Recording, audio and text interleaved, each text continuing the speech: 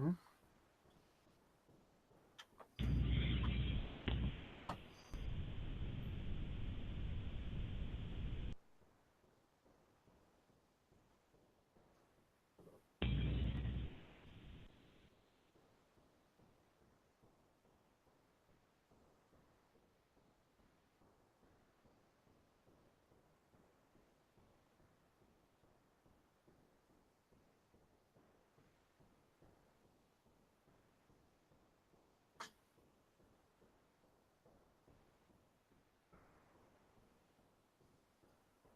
Welcome, everybody, to Beyond the Trailer Park. As y'all know, I'm Beth. I'm joined with a host of people. We have Bridget Fitch, we have Bryce Blakenagel, and if I slaughter your names, I apologize. We have Riss, and of course, Miss Morgan. We have Susan Tribble, and we have Zach Law. We're here to celebrate our friend, our co-host, Heretic Woman, aka Deb Taggart. But before we delve into the nitty-gritty, three pieces of laundry that I need to take care of before we get into it all. Beyond the Trailer Park will continue. I don't know exactly the format. It'll be very similar. There will be a few obvious changes for reasons. If you are a Spreaker listener,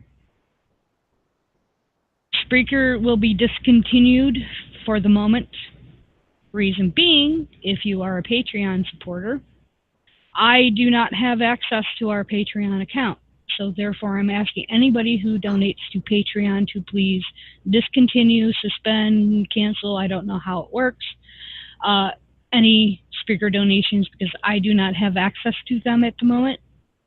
I don't know if I will be able to gain access. That has not been on my list of to-do this week. So Patreon supporters, please suspend your payments, and regretfully, because of that, our Spreaker broadcast will also disappear for a while. Expect lags and glitches. I had a week to learn all the software that Deb used to do our presentation on air. I think I got it. I don't know, but I got it hopefully good enough that this will work. Beth? I only have one screen. So. Beth? Yes, dear. Sorry, but we've got somebody who's watching the stream who's just let us know that your camera selection right now is selected right now on Sam, and you need to switch it over to your specific. Oh, so that people can see the so people can see the pictures. Oh. Is that working? Let us know if that's working. As I said, I'm new to this, and the video montage will be playing throughout the show, so you're not going to miss any pictures. So, but yeah, expect glitches, as this is all new to me. Something I was learning, but obviously didn't learn far enough. Just sitting here all awkwardly trying, just like, okay, eventually the slides will start, right? Right. Yeah, sorry, guys. I really, this has been, I feel like I was back in college all week cramming this stuff in my head, so.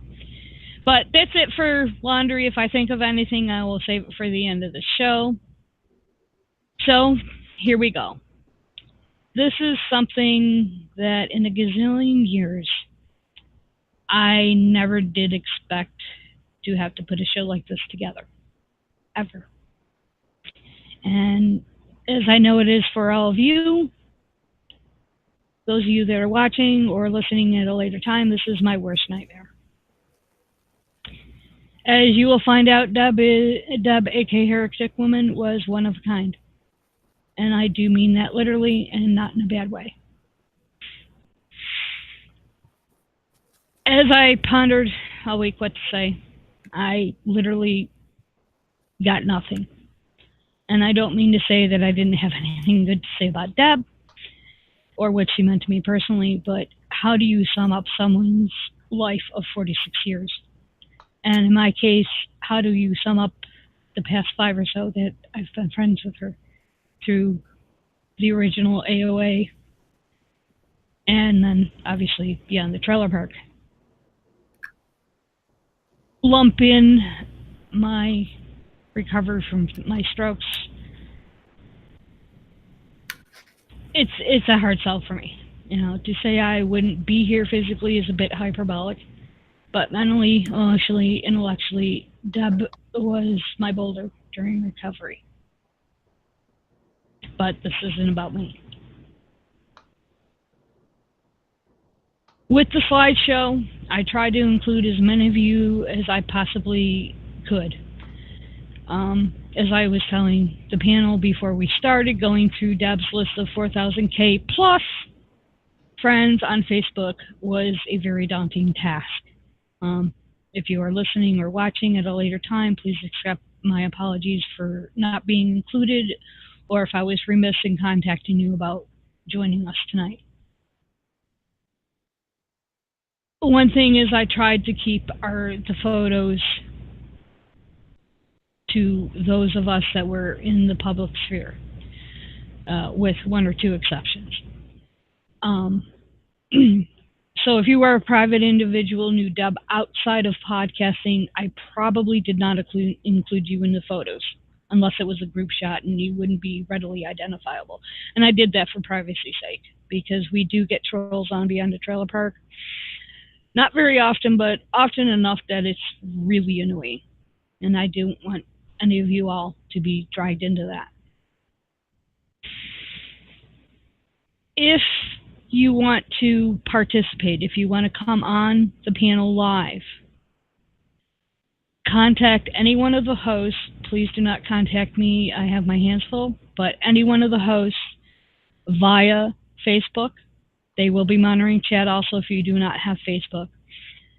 Let them know who you are, and they will send you a participation link. I'm doing this to protect from trolls coming on the show. That would really suck. So I guess I will start this off. Most of you know our backstory. Prior to Beyond the Trailer Park, Deb and I hung in the chat room of the original Atheist on Air with Cash and Professor Stephen, who I believe are both in the chat room at the moment, which is so honoring to know. After Cash had Lifus interrupt us, Beyond the Trailer Park was born. Hard to believe that we are coming up on 4 years, and we are almost at 200 episodes. Episode 181 or 182. Yeah, I'm real good at that. We've had Morgan, who is here with us tonight, Tracy, and Miss Ashley as hosts. And they all had a part in what we do. Many of you have been guests on our show. Many of you also have your own podcasts, blogs, and in some cases, books published. So I'm honored to have you all with us here to celebrate Deb's life. Now, while Deb and I primarily had a friendship based upon Facebook due to living 5 hours apart,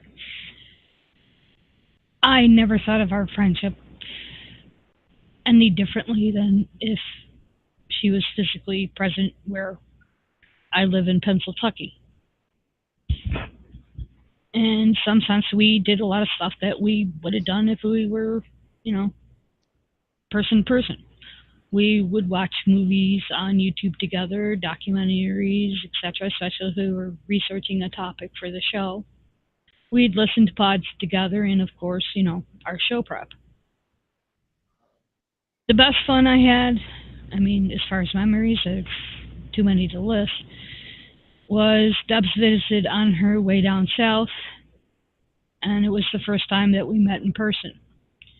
In fact, I think we did, I don't know if we did an entire show, but we tried broadcasting from my one-room apartment, and I got Deb in bed. My bed at the time was the only furniture I had.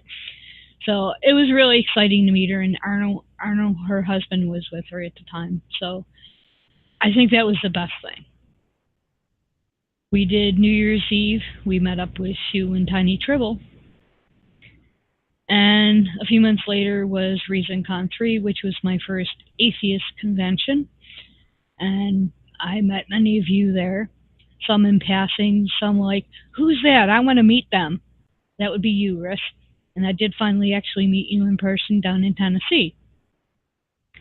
So I don't really have one specific memory because Deb was a humongous part of my life.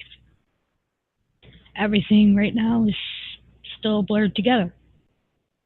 But her online debates really stick in my mind. And I know many, many, many people have commented on it. The tribute shows prior to tonight, everyone talked about her debates, especially with Islamic apologists. They were just epic. But not only that, I literally started to screen grab them to study. Not necessarily the theology, because anybody that's done any counter apologetic knows what a handful that is, but just her style, how she did things, how she literally shredded, the other person's argument. And yes, that is the nerd in me. What was bizarre and something her and I were working on was how she shredded people. In typical Canadian fashion, she was very polite. But that brings me to what her philosophy was, that know what your adversary wants, but don't fucking give it to them. So to start us off, I'm going to bring in Miss Morgan. And after Morgan, we'll shoot it over to Hugin, and then Russ, I'm going to have you start off with everybody else, and then you can pass it to who you feel you should. And if anybody has a time constraint that wants to come on to say something, please let them know so we can pull you in. Let's get this memories going. Morgan? All right. Well, yeah, I got to know Deb through when I was on No Religion Required.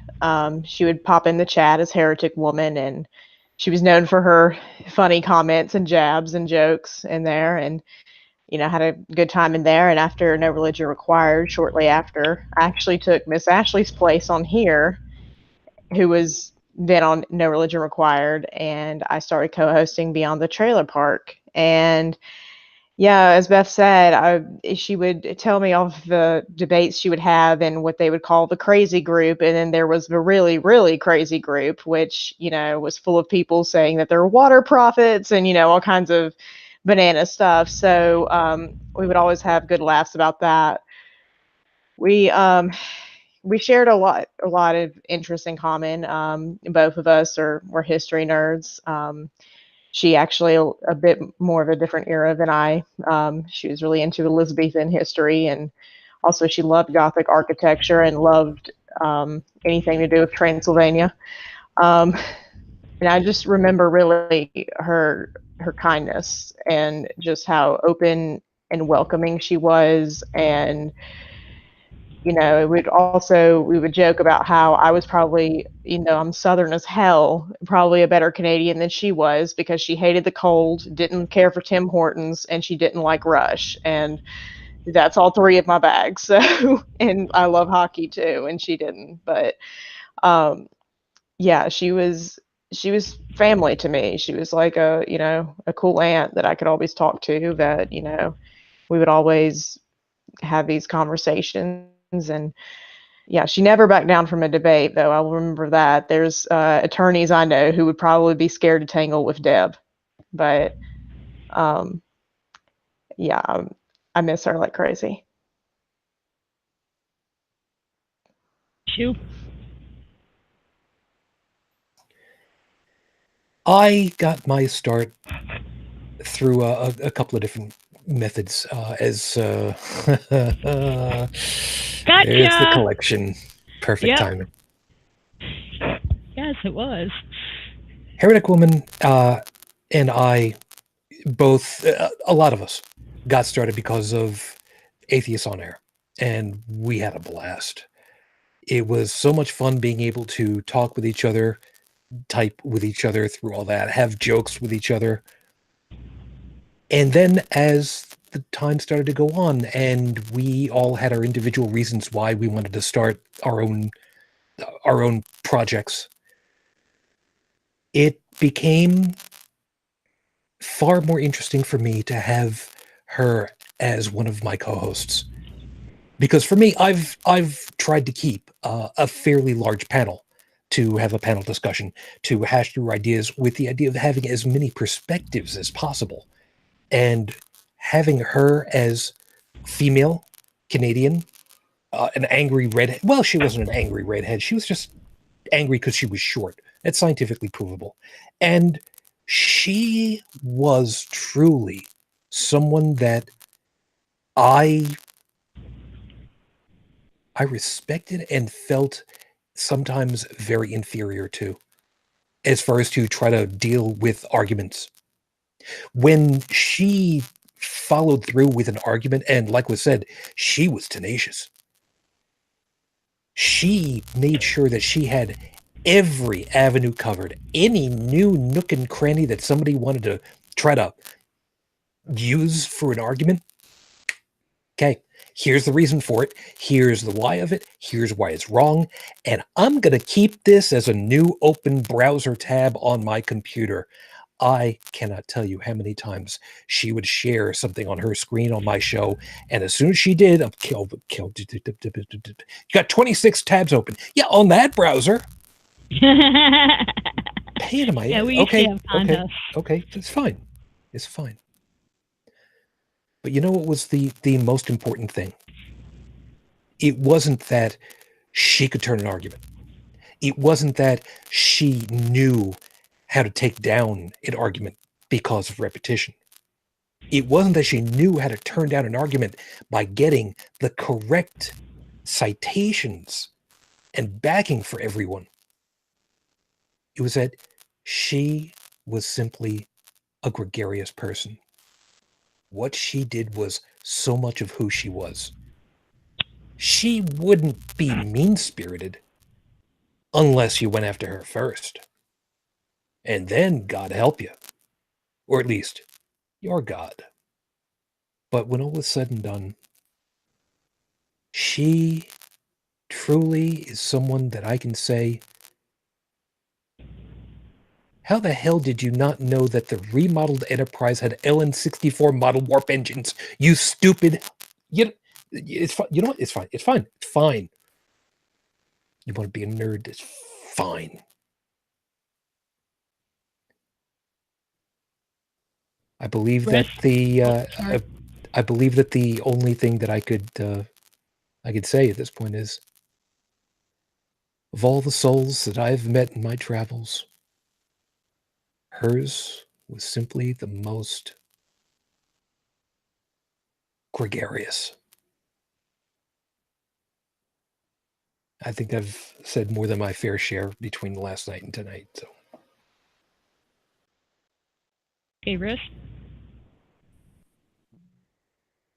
I don't exactly feel worthy of speaking about someone that I only met a handful of times, and I've expressed some of that anxiety already because it blows my mind when I'm told that I was special to this person, because she was just out of this world, unique.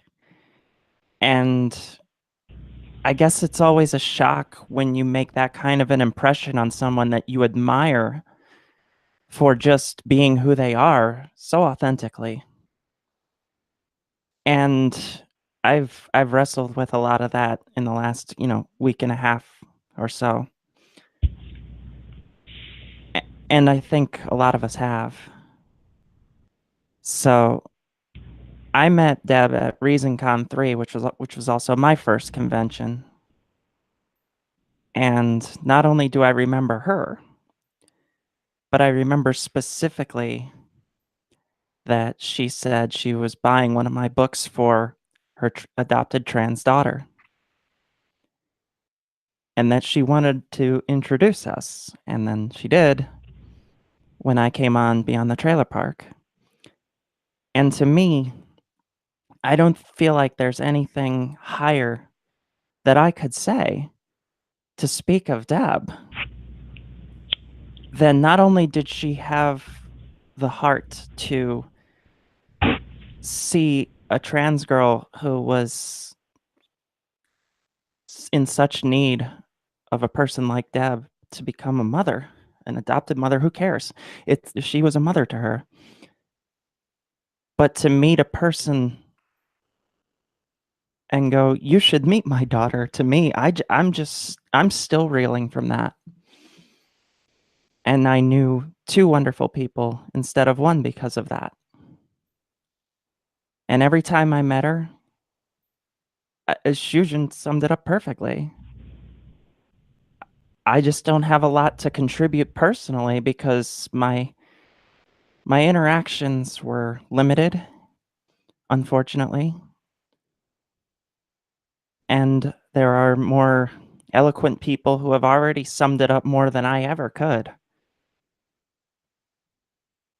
But if the indications of how loved she was, what kind of a person she was, and the impact she made on so many people's lives can't be summed up by what people have already said, what people are going to say, and the mountain of messages that have been posted on her wall. They always say, do the best with the time you have because we're not given another chance. Been posted on her wall. I can't imagine anyone they always saying that she didn't. Do the best with the time you have because we're not given another chance. Been posted on her wall. I can't imagine anyone they always saying that she didn't. Do the best with the time you have because we're not given another chance.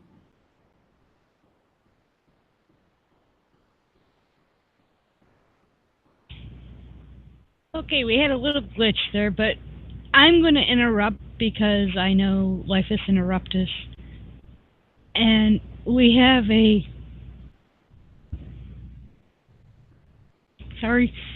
super special guest in Cash Fierstein with us, who, for many of us, is the reason we do what we do.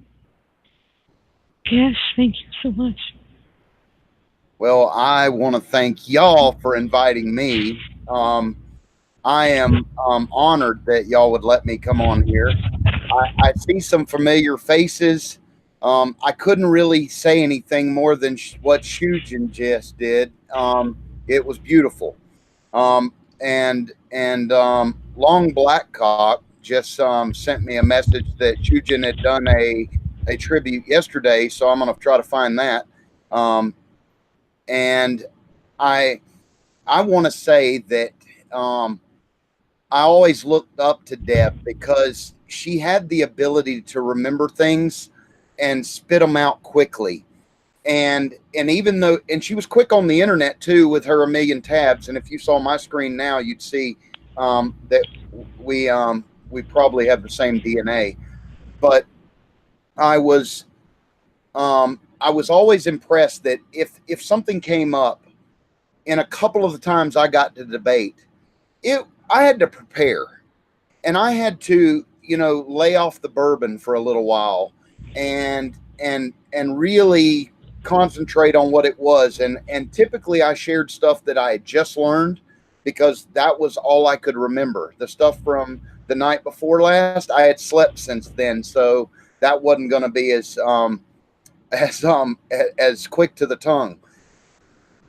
So I admired her and was even a little jealous because you see some of these people like Deb who could just pull it out, just like it just flowed. And that never has been that way for me. And that's why I spent so many years in the 3rd grade, and they moved me on forward. It is an honor that, when I remember when Deb asked about Deb and Beth, asked about using Atheists on air with the trailer park, and I was like, "Yeah, you're not going to charge us?"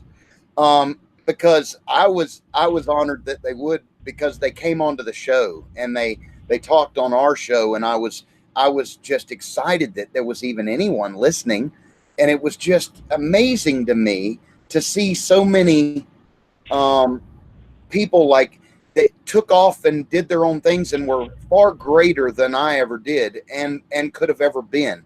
But it inspired me, and it is an ego boost. It is. And you need that when you get, near as old as I am and 10 kids in, you start losing your mind, and every little bit helps.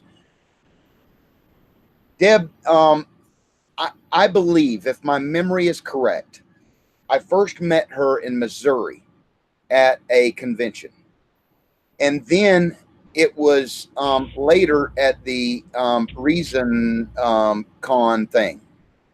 And I think those are the two times. And so the person that said earlier that they don't feel, that they only met a few times.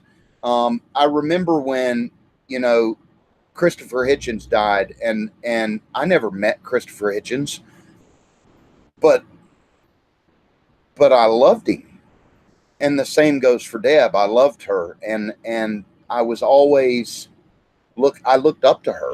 I looked up to the fact that she was witty. She didn't get mad. She had that. I don't know if it's a Canadian thing. I hear that it is, but I've known some asshole Canadians. But she was able to be respectful, but she could bury you.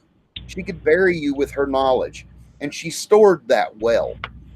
If she didn't store it well, I want to know what tabs she had up and how quick she could read them, because she was able to do it. But I've seen her in person in confrontations where she did it. When we did the Missouri, I say we, I had no part of it, but I went to the Missouri convention, and I don't even remember the name of it now. But there was a Conservative Housewives of America convention going on at the same time, and it was a bunch of Christian women, and we got into some debates, which was kind of fun. And so I like, I just look up to people like that. I look up to people like Shujin. I look up to people like Professor Stephen, who knows this stuff and just can just put it out there. I hate that it brings home when somebody when somebody you love, you lose at an early age, because she's young. She was 46, I think that is 72. And that's super young, and I don't understand it, but I'm glad. I'm thankful that I got to be a part of her life. I'm honored that I got to be a part of her life, and I'm thankful for the ripples that she left that will go on forever and ever and ever, ripples that we won't even know, that she's touched, helped, bent the minds of, injected doubt in, and helped create more free thinking people in the world, and showed them a different side of atheism, because of the smile, because of the laughter, because she looked harmless, but her brain was powerful and her mouth was even mightier. And I love her. I love y'all. I thank you that you'd let me come on here and do this. And I guess that's it. I appreciate it. Well, just to add to what Cass said, his show was obviously the inspiration for Beyond the Trailer Park. But for me personally, there was a guest he had on. The name is disappearing from my mind, but he was a young man out of Texas. If I remember correctly, he was a person of color, and he was gay. At the time, I was going by the name Sane Spirit, because I was going through a really, really rough patch. Dave Foda might remember this as well, when I used to use that name in chat. And he came on and told his story, and I'm sitting here in my little, well, I was in a different abode. And I'm thinking, fuck that shit. This is a person who can't speak out because of life situations. I can. I'm not afraid anymore. My name is.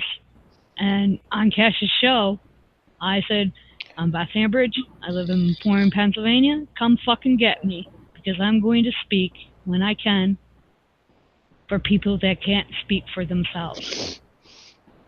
And that's something Deb and I held in common.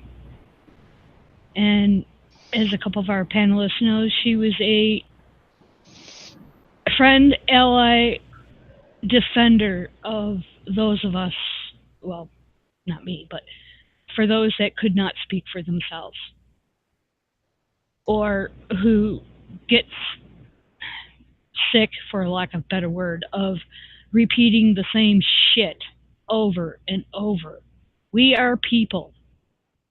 Doesn't matter whether you're gay, you're lesbian, you're trans, you're bi, whether you're a person of color, whether you're an immigrant. Now, granted, Deb did live in Canada, so things were a little bit different up there than they are down here in the States. She didn't care. You were human, and she always treated people that way. And I pity the poor fool who would argue against that. And in a way, Cash is responsible for that. If I may? Yes.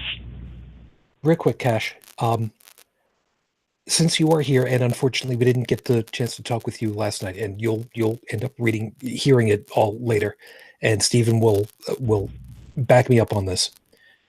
We over at Holy Crap, we here over at Beyond the Trailer Park, Dave, Deb, Beth, myself, my co-hosts, and too damn many other, we all knew full well that we attributed it a lot to you for your start. Even if you think that we've all surpassed you in some way, bullshit, you started this whole damn thing. When all is said and done, it's your fault. You need to own up to this. So, on behalf of all of us, thank you. I thank you, Shujin. I appreciate it a bunch. I don't think you surpassed me. I think you started off ahead of me. I was this dumbass hillbilly, and the only thing I had going for my show was Professor Stephen. And so, I baited everybody saying Professor Stephen's going to be on the show. And, I appreciate that, Cash, but you really had to bring a lot to it too. Charisma counts for something.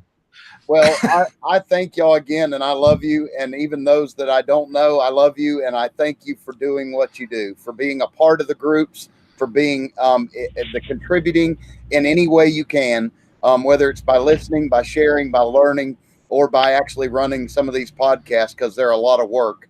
And I just thank you. I hope I get to meet all of you. I think what we will do, Stephen, I can't. Oh, there you are. Yes. I'm talking to these little icons because I have the slideshow. I'm going to have you go, and then we're going to take a wee break. I'm going to place hopefully. Everything is hopefully, if it works. I have stored some clips of Deb on various shows, and that way, if anybody needs to do what anybody needs to do, cigarette, that kind of stuff. It'll give you some time to do it. The slideshow will stop, and then I'll play that. I haven't figured out how to play them both at the same time yet. I'm getting there. But so we'll have Stephen go. I'll play 3 minutes or so of the audio, and then we'll come back and we will go to Dave Foda, and then Bryce and Zach and whoever else Fusion brings in. Just so you know, so we're clear, get a hold of Fusion. He's doing all the communicating for me with people that want to join us. I'm having my hands full trying to do all this, but it's fun. Got a bit. So go ahead, Professor Stephen, and then we'll Thank continue you. from there. I'm happy to be on your show again. Well, I wish it was under better circumstances. Yeah, but me too. That's what I was getting at. I was listening to some of your back shows today while I was working and while I was taking my lunch break, and the laughter, the sheer joy. Specifically, Dave Foda mentioned episode 21. I listened to that episode. It was absolutely hilarious. I do have a question for you, Dave. The guy who they tried to make his arm longer. So he said that the right one was always a little bit longer than the left, and so when they asked him if they were the same size, he said it was still longer, and so they apologized because they thought they had elongated the wrong arm. Is that how it went down? Yes. That's exactly right. Can you guys hear me? Yeah. Yep. Oh, you sound fine. Okay? Yes, I can. Okay. Yeah, I got new gear, so I'm trying to play with it. But yeah, that's exactly how that one went down. And that was just one of a whole host of absurdities that went on with that episode. But that by far is my favorite episode of all of the BTTV episodes. It's good to hear her laugh. You know, I mean, she has such a good laugh. It was infectious, and it's infectious. Yep. Yes, and here's the thing: people die, and it used to be 20,000 years ago. After a generation, after their death, they were gone. The universe was done with them. But we have this technology now. She's going to live on for a long time. We're going to get to hear her laugh at that idiot who thought that he was making someone's arm longer, or she thought she was making someone's arm longer for a long, long time. And that's the beauty of this technology that science made, by the way, religion contributed nothing to. I'm sure she would appreciate that sentiment. I also want to point out I'm wearing my my Starfleet Academy pin because I knew she would appreciate that. We all went to the same academy. Right. Yep. And I have to say, we talk about her being fiery because that's a stereotype of a redhead, right?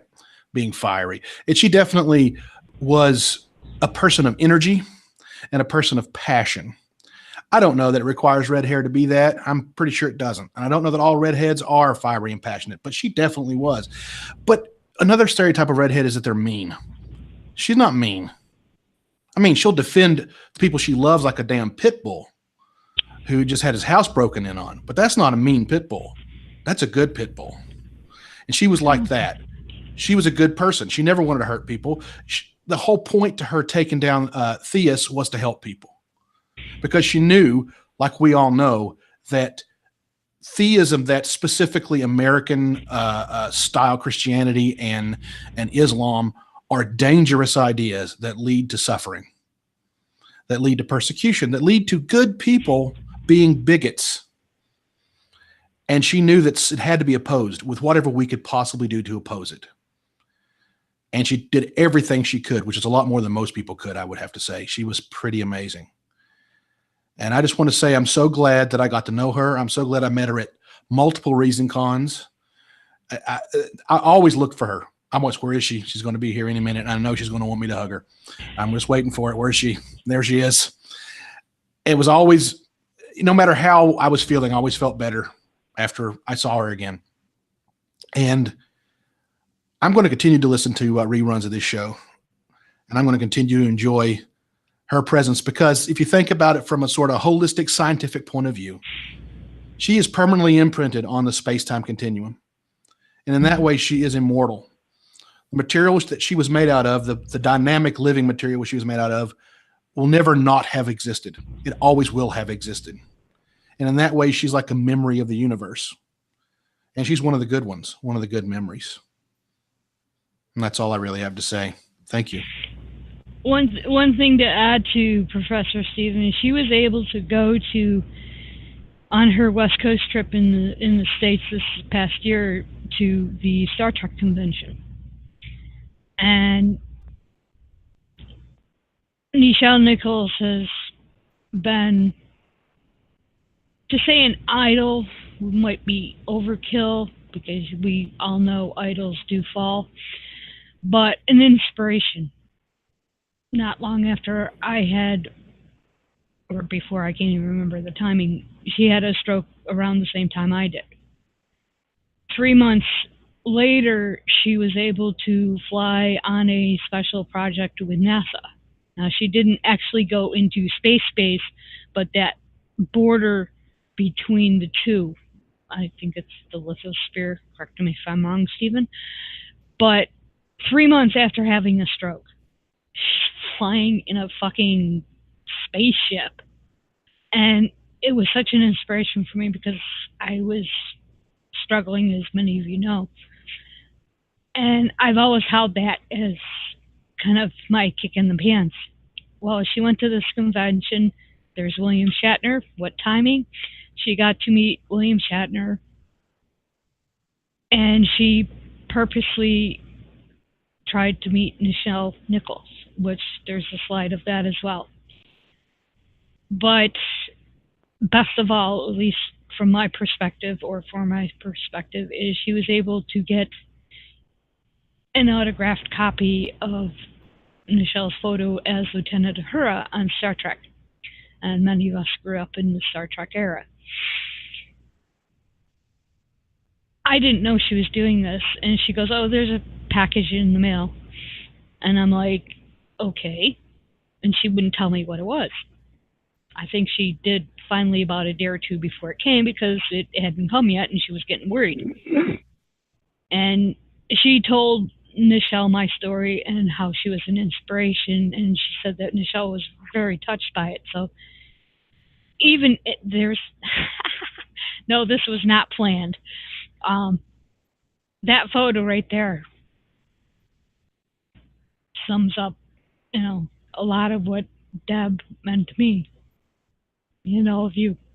So I'm going to attempt to start the audio clip. If you guys need to go do something before we come back, we will. And I forgot the order already, so we'll start with Bryce afterwards because Bryce is in my main view. So here we go. Come on. There we go.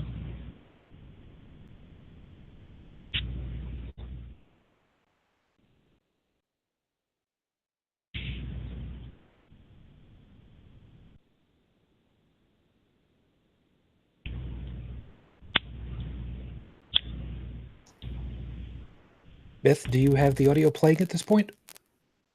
Is it not playing? It is not. Oh. Whoops. Oh, come on.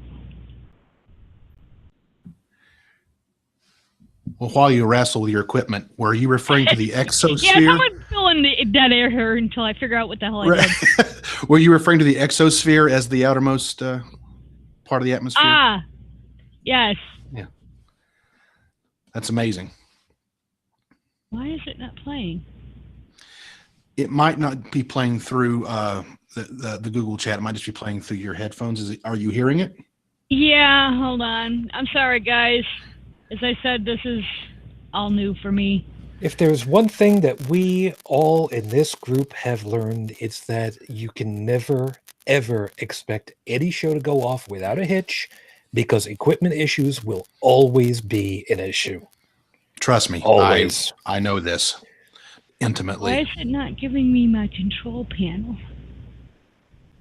You guys need something to gawk over for a second. I'm kind of embarrassed. Before the show started, I had no idea who Cash was. Well, Cash. Okay, for some reason this is not broadcasting, so I'm going to have to nix this part. But what I will do is, after the presentation, I'm making a montage of the video and any audio that I added in so y'all can hear it. And what was funny is someone mentioned her infectious laughter.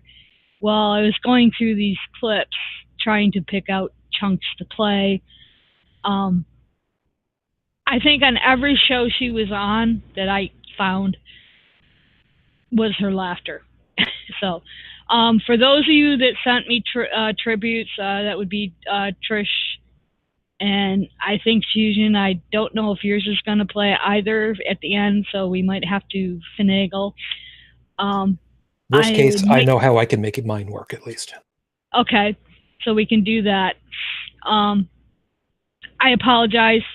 I thought I had all the kinks out. So I will be making a clip with the video and the audio that I had planned to play as a separate video. So you'll be able to watch it or listen to it. So, Bryce, Yeah. go for it, man. Awesome.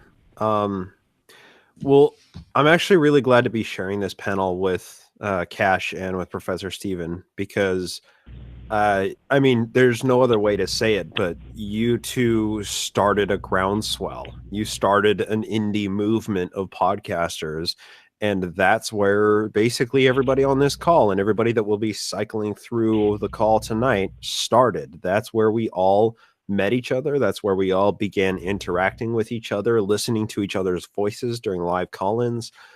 It's really because of that core initial group that we have to thank for so many podcasts and so much content creation that's out there right now. And Deb was one foundational interlocking piece of that puzzle of group of friends that started all of that. Personally, the first time I met her was at ReasonCon 2. And then we spent a lot of time at Reason Rally together, and then at ReasonCon 3. I know that I'm forgetting one or two other in-person interactions, but where I really cultivated a deeper friendship with Deb was always on online interactions. It was always in Facebook Messenger, or her talking on my shows or me talking on her show. That's where friendships in this day and age are now cultivated. Right. And I consider myself very lucky to be part of that initial group that came out of Atheists on Air, because that's a group of friends that I never would have known existed had I not, stumbled upon this group, had I not tried it out and listened to the podcast and then listened to other people contributing to it. And those are friendships that I now consider lifelong friendships that otherwise just would be completely absent from my life. And that, for some reason, it almost seems that the world is somehow denigrates online interactions because they're not face-to-face in-person interactions. Like somehow a friendship that's cultivated online is less valuable than a friendship that's cultivated with somebody in your neighborhood. But I don't think that's true.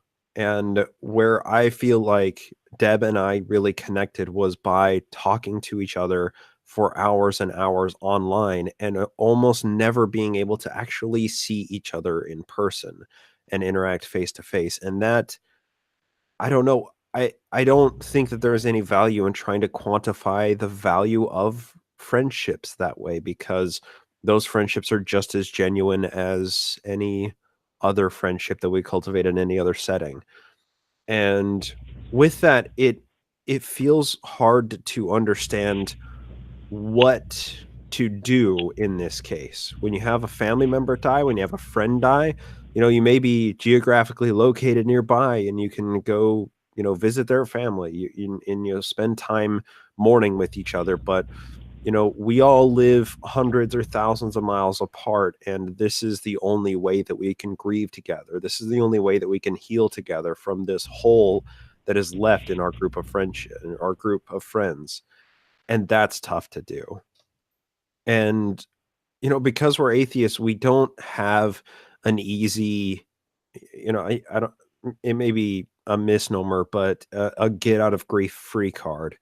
Because if we go with the religious claims, it's like, oh yeah, it hurts right now. You're feeling grief. You're mourning for the loss of this person right now.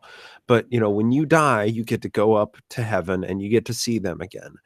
And we don't have that to fall back on. And we just kind of have to take this right in the face. It's really, it's something that, I don't know, it's not something that is easy to wrestle with, but it's something that I feel is a more direct way of wrestling with these things. And that's something that I'm really trying to struggle struggling to try and wrap my mind around is how to deal with this idea that Deb isn't just gone and will be, that we'll meet up later, after we die, but that Deb is just gone. And that's something that's very hard to deal with. And in addition to all of this, it's like we all have our blood family, our blood relatives, and we all have differing opinions about our family members, but our family outside of our blood relatives is the family that we choose. It's the family that we spend time cultivating.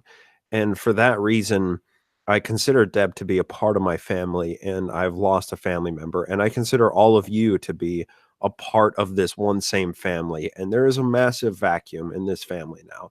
Somebody who was always on the front lines, who was always quick to battle and, stake a claim and stick to it and be a vicious defender of those in need of defense and make friends with those of us who were worth making friends with.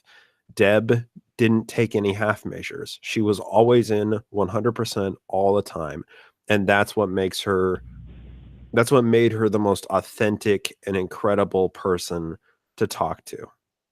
And I'm not like a lot of you. I don't have stories with Deb beyond, well, we were at this conference and we sat and talked for hours.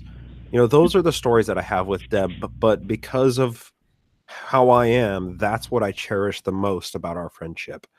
And that's what is the hardest to overcome, is knowing that the next time that I go to an atheist conference, that Deb is not going to be there to sit and talk with for hours. And I mean, we truly lost a force for good. We lost a soldier on the front lines, and there's no going back. There's no bringing her back.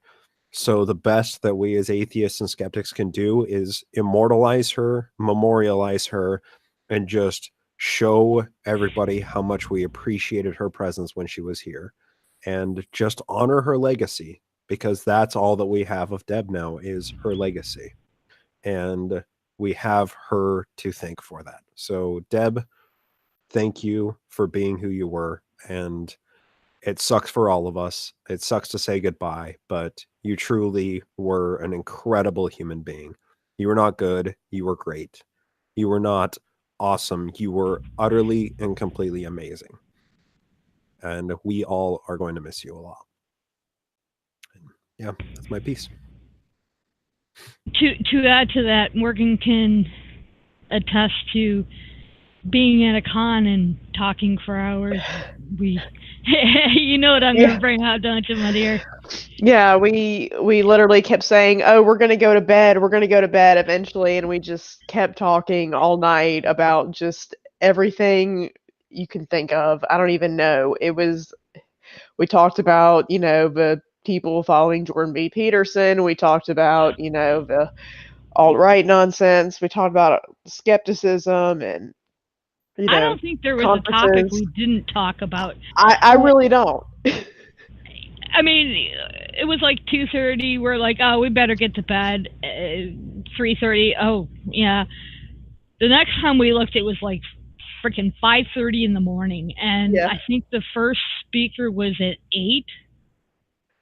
It was like really insanely early for 2 night owls.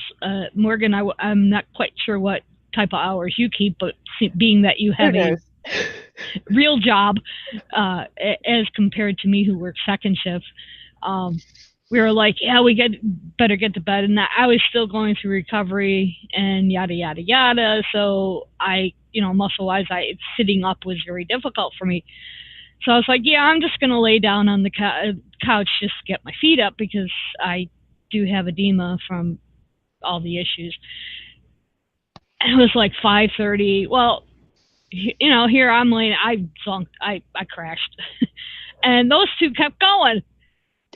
Yeah, we did. We kept talking and talking and talking. And eventually, it was like I didn't even know if I should even go to bed at that point, and I just I don't slept think either literally one like of you 30 did. minutes. Yeah, I maybe slept for 30 minutes, but I wouldn't trade that for anything in the world. Oh no, and that's the thing. I mean, like her and I, even online, I literally would talk to Deb 3, 4, 5 times a day. There was one day that I remember we were in PM literally the entire day.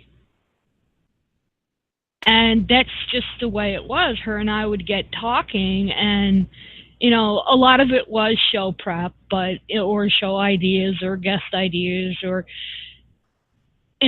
stuff like that. But she was really into I don't know if combating is the right word, but specifically Mormonism, which is where Bryce comes in, and also Scientology.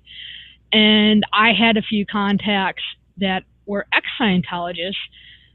She developed a relationship with, good Lord, I forgot his name. He's out of Ireland. I'm sorry. He's been a guest on our show like twice. Peter Griffin. And so we would talk about that. And of course, we talk about Leo Remini's show on A&E. Oh, yeah. I mean, and the next day, oh shit, I got to go to bed. I'd go to bed at like 5, 6 in the morning, get up at 11, and she'd still be online. And I'm like, what? Couldn't you sleep? She's like, no, I'm still up. She was arguing 99 out of 100 times with either an Islamic or a anti-trans twat. Yeah. I mean, and it's like, I'm finishing up now, and I'd lay back down or do whatever and go back online, like an hour later, and she still was on there. So yeah, she was good at that. Yeah, if you ever had insomnia and you wanted to have a lively conversation, Deb was always there for that. And oh yeah, that's something I'll always remember her for. Yep. Zach, you're up, my man. Oh sure, I can follow all this. No problem. Well, the hardest part of joining this community is going through experiences like this, but without the positive memories, it really wouldn't hurt as much. I just love that so many shows start at the same time, because I think I'm at 179 this week and this is 181. And we just all kind of like, we're in the same class at school together. And so Deb, aka Heretic Woman, aka Fuck Muhammad, but not literally, she was on my show 5 times, and I haven't had a lot of 5-timers. I originally met Deb at ReasonCon 2016. I was wearing a Koranify Me t-shirt when she suggested I join her, Dave Foda, and a motley crew of people I had previously known only online, and we went to a cemetery. In that cemetery, Dave performed a skit that was videotaped. Please tell me that tape exists somewhere. And he was dressed like a Jedi with a lightsaber, and I knew at that moment I had met my people. I last saw Deb at last year's NanoCon and the amazing wedding of Callie and Celeste, and it's sad that this year's NanoCon she won't be there. And I'm still kind of numb at what happened to her. We all said this, just don't expect this sort of thing to happen. So I love you, Deb, and goodbye. And I'll let some other people come on and chat as well. So I just expanded my screen and realized that Deb's husband was in the background with Sammy. Sorry. Yeah. It's okay, hon. Just a breath. You can do. Yeah, this is Deb's husband. I don't know. Yeah.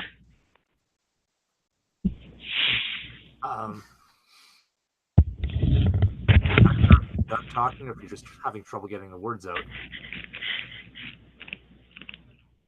Bit of both, I think. Yeah. Can you guys hear him okay? I'm sure we can work through it. We'll just all make sure that we're all muted out, I suppose. Okay. Yeah. Try now. Okay. What can I say? It's been like, for me, it's been amazing, pretty amazing 9 years.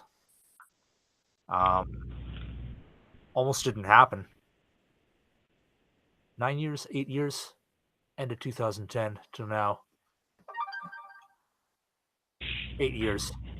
Almost didn't happen. Like about third date, some of her quirks came to light, and I said, I can't handle this. Just about called it off. Just about threw in the towel. She kind of talked me out of that. And yeah, it's a pretty amazing part of my life. Almost didn't happen for that reason. I've written my piece in the funeral cards. And basically, just to summarize, I'm like 10 times the man, just no one loved her. You love somebody, tell them, whether it's through words or gestures, actions, whatever. Do it today. Or gestures, actions, whatever flows from you, you know.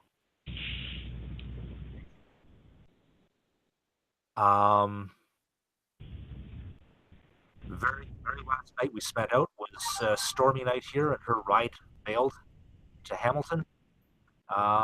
That's like about 45 minutes in good weather. Took maybe an hour and a quarter in the snowstorm that we were having. Ride failed, so I don't know.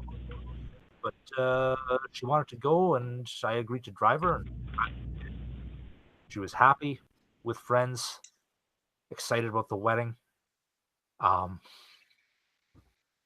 We got home like quarter after 1. I turned in at 3, and woke up about 7:30, and that was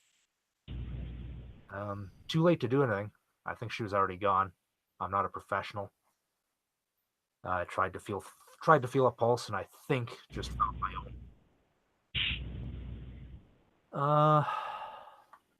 There was something else I was going to add. I'm really touched by I always gay and transgender friends. It's only hit home since her death just how much they loved her back, and I'd really like to thank you for everyone who's spoken up and given support. Oh, yeah.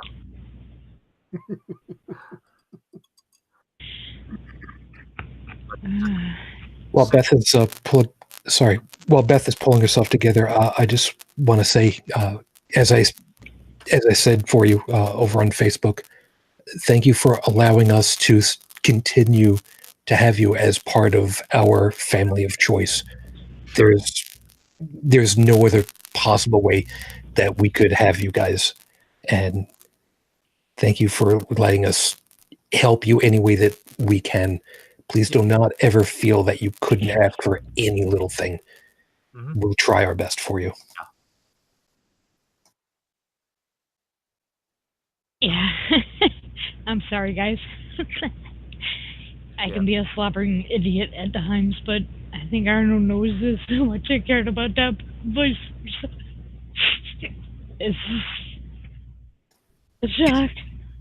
It's okay, hon. Just take a breath. For those of you that are maybe haven't had to wrangle a collection of people before like this, or host a podcast like this, when you try to hold in all these emotions at any one time, it is not easy to make it through these. I've done my fair share, so please just be patient with us. Actually, as I was starting to get the ball rolling on this, I and I think Arnold might agree with me on this, maybe not, but as I was going through the clips and the photos and who to include, who to exclude, I tried not to exclude anybody. Okay, there was one person, but be that as may. I was like, Deb's gonna fucking kill me for this. But it was like, this is the impact she had on my life. And I don't know too, because you know he would pop in during shows. He would pop in when Dub and I were online chatting or whatnot. So I kind of knew what was going on, and I always used to joke with Deb that Arno was the strong silent type. And I'm just so honored you're here. I know that sounds really silly, but for some odd reason, for all the years I've known Deb, I never connected with Arno on Facebook. Right. So, I think we have but now. yeah, I think I did.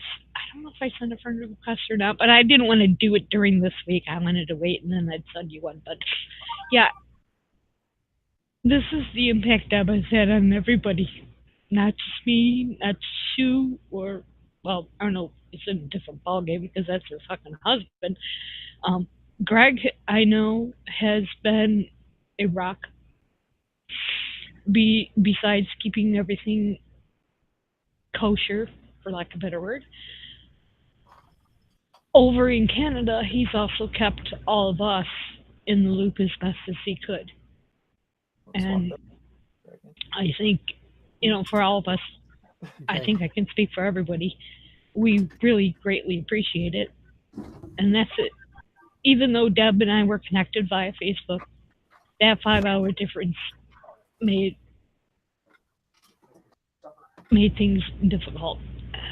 So, but now that I'm done being a blubbering idiot, let's bring in Tony. Are you there, Tony? Yes, I'm here, and I doubt I can top anything anyone has said here tonight, but I'll give it a shot. My name is Tony. Of course, I go by the YouTube name Atheist Ranger. That's why I have the very awesome Power Ranger logo here. Of course, I actually found this podcast actually with my with my recommended list on YouTube. So that's how I found this lovely podcast. And yeah, that's pretty much how I found Heretic Woman and even Beth. I started watching their show. I started being in their chats. Unfortunately, I don't have any personal experiences with her outside of YouTube, unfortunately. Although I probably should have. I mean, I only live probably 2 hours from the Canadian border. But yeah, Heretic Woman was absolutely amazing. She was more of a history nerd than me. I didn't think I'd find anyone that was more of a history nerd than me. Of course, she liked as different areas than I do. I absolutely love Egyptian history. But yeah, she and I used to the both of us were just a bunch of history nerds talking together. And I think the the first time she was on my channel, I'm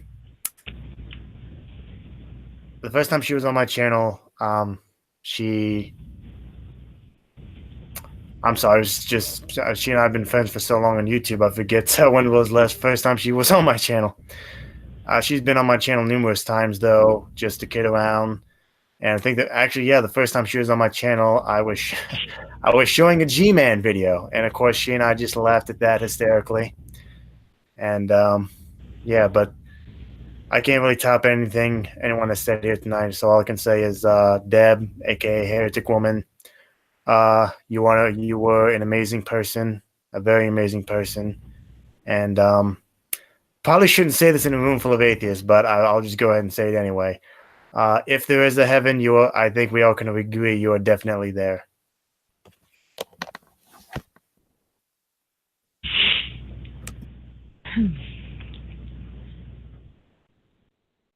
Yeah, atheist, correct me if I'm wrong, but you are part of the Great Debate community, correct? Yes, I am. And just one more note, Steve McRae asked me to offer, because he couldn't make it here tonight, unfortunately. Steve McRae has offered his condolences, and he is he himself is pretty shocked by her passing, and he does wish to offer his condolences. But yes, I am.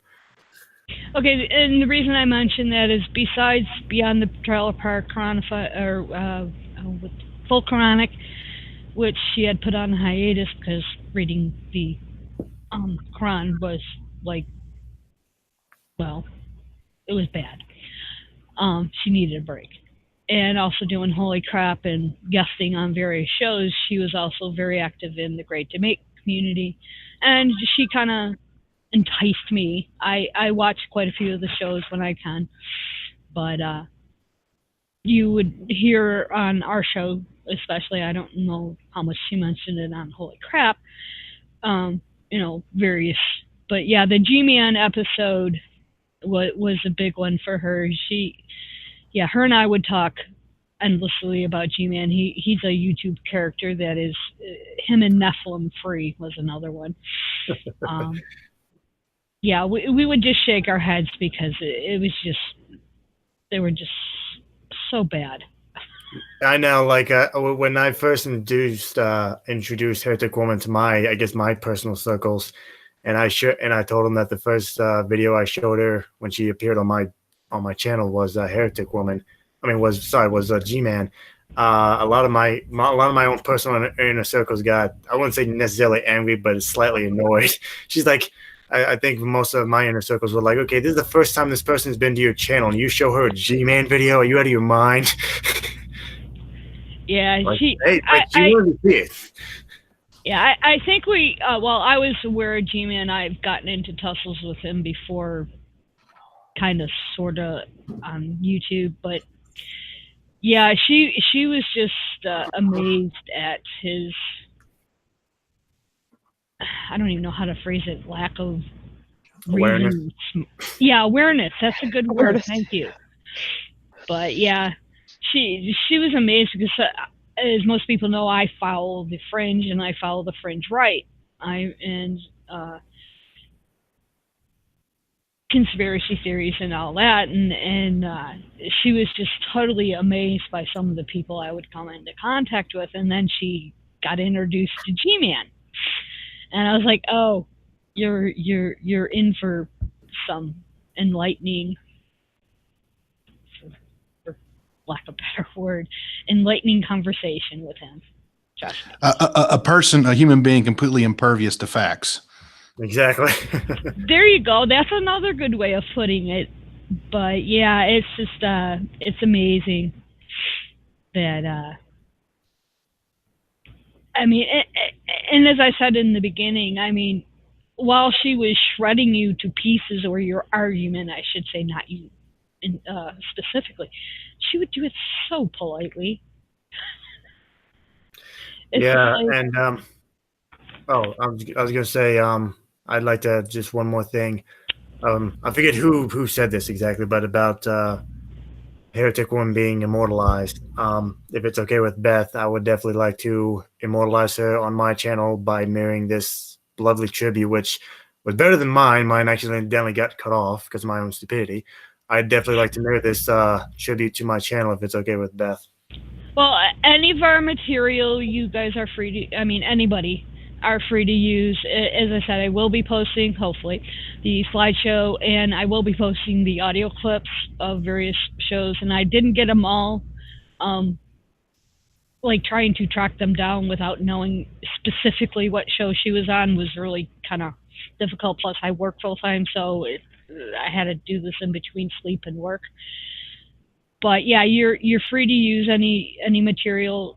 The only thing I ask is that you attribute it to Beyond the Trailer Park, as and I appreciate all the tributes that have come before. I attempted to do Tony's, but I was kind of a slobbering idiot.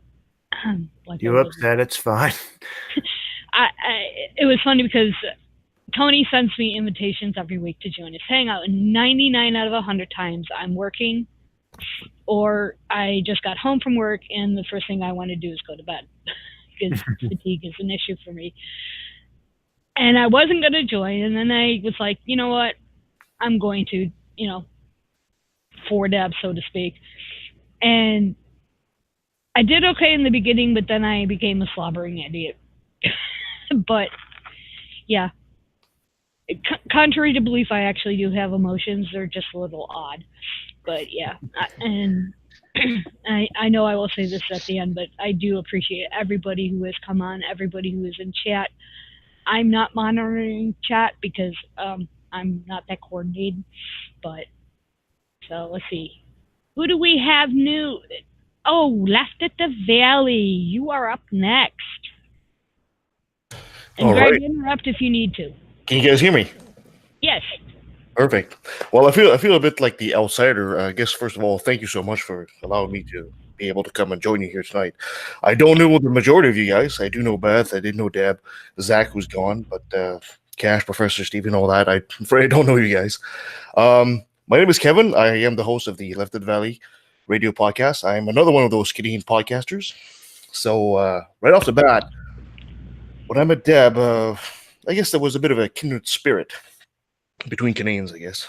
And what I have to say about her is, although we never met in person, I really regret not having the chance to do so. She was a bit the embodiment of what we like about secular atheists, the community. She was open, willing to listen. She was bold, a bit fearless.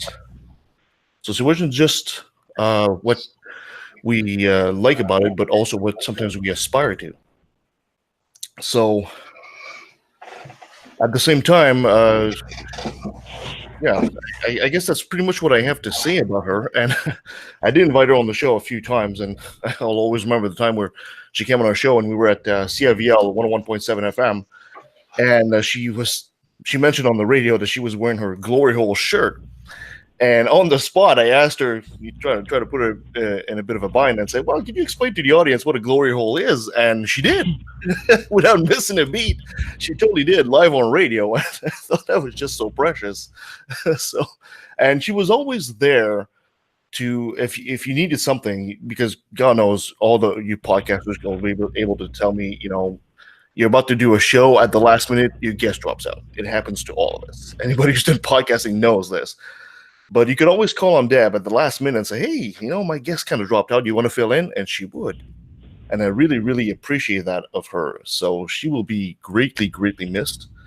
And, I sure hope that a bit like the mythical Hydra, as one of her is gone, I'm hoping that two of us will jump in and replace her. So that's all I have to say, really. So thank you so much for allowing me to have time to say this, guys. I appreciate it. Actually, I remember I actually had a clip of the glory hole issue, and before I heard it again, I should say. And I'm sorry, I was reading something. Yes, I see that's you. Go ahead, bring them in when you can. As far as sucker goes, and it happened to be that episode. And as I was listening and going through the photos to include in the montage, one of her, I guess I would say, proudest pictures is she's wearing her cognitive dissonance, I believe it was from Cogdis, glory hole t-shirt, which she altered it, and in front of the glory hole donut shop. So it's in the montage, but I think out of any picture, really, I think that was her proudest. Was she was wearing the glory hole T-shirt and the glory hole donut shop where that the T-shirt is based on it, and it was just like I was listening to the podcast where you were explaining that in the past podcast she had mentioned and told it on air, and I just started laughing. So it's just that's to say, and I know for me, because I do have, more than most people would have, a lot of Deb's audio clips from her speaking at some of her atheist groups and, various, podcasts she's been on. So it was easy to kind of piece it together, but there were just so many of them. I think I figured it out the other day that if I were to include the full clips, like the entire show that she appeared on, it would come out to over 55 hours. I was like, there it is. I knew it was coming up. That's why I'm dawdling. That's her favorite pitch, I think. it would have been 55 hours at least of audio of just for guesting on other shows. And I was like, I think that's a little long for a live broadcast. So, but I know Greg has to depart soon. So, Greg, the floor is all yours. Thanks a lot, Beth. For any of you who don't know me, I'm Greg Siska. I was a friend of Deb's here locally in Kitchener. We met just a little over 4 years ago at a creationist speaker, actually. A bunch of us had gone there. Information. I saw her from across the room. Your little red atheist shoes. You could see the soles of, and I just knew I had to go over and meet. We became immediate friends. My life was impacted really positively in my life. She was always somebody I could go to talk to. We went to conferences, just talks, movies, pub nights, anything.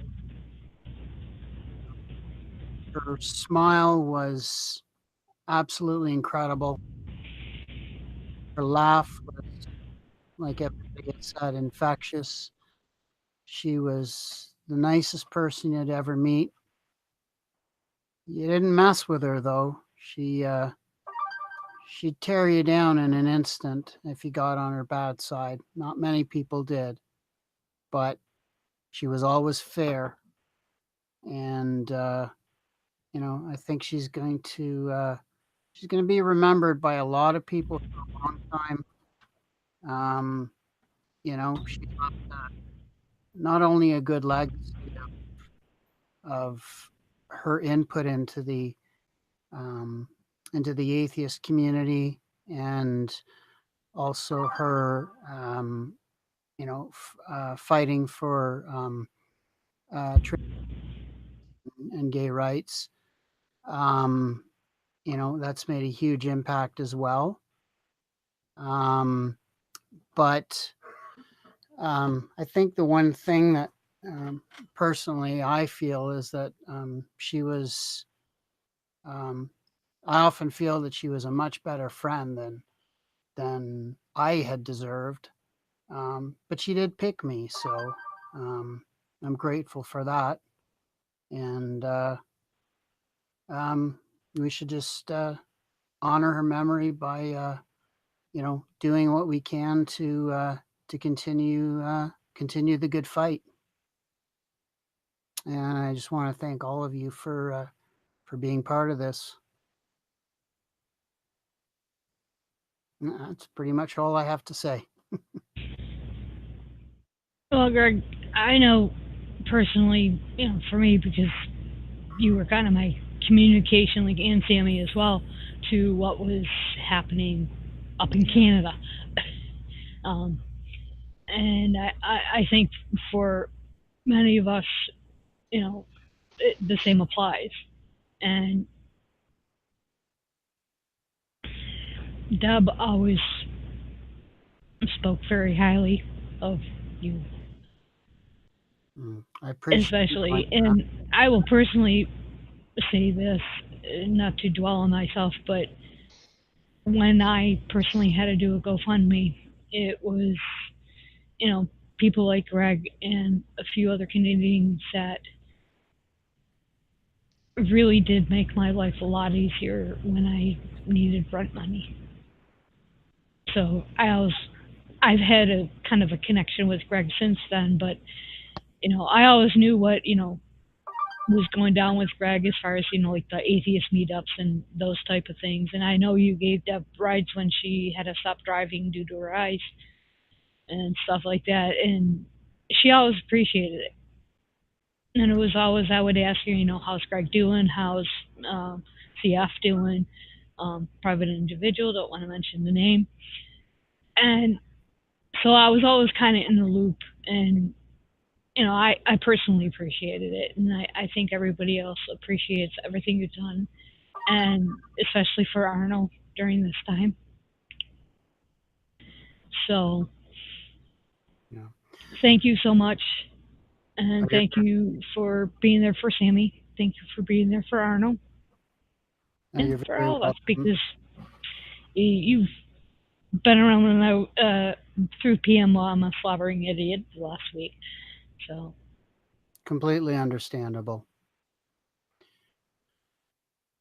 so who do we have next? Is that a Tucker I see? Oh, wait. Matt. I'm sorry. Looking at these tiny icons is really difficult. We'll go with Matt, and then we'll bring Tucker in after that. Hey, everybody. Can everybody hear me all right? Yep. Okay. I knew Deb only for a short time, not very long. But I've been on her show a couple of times, actually.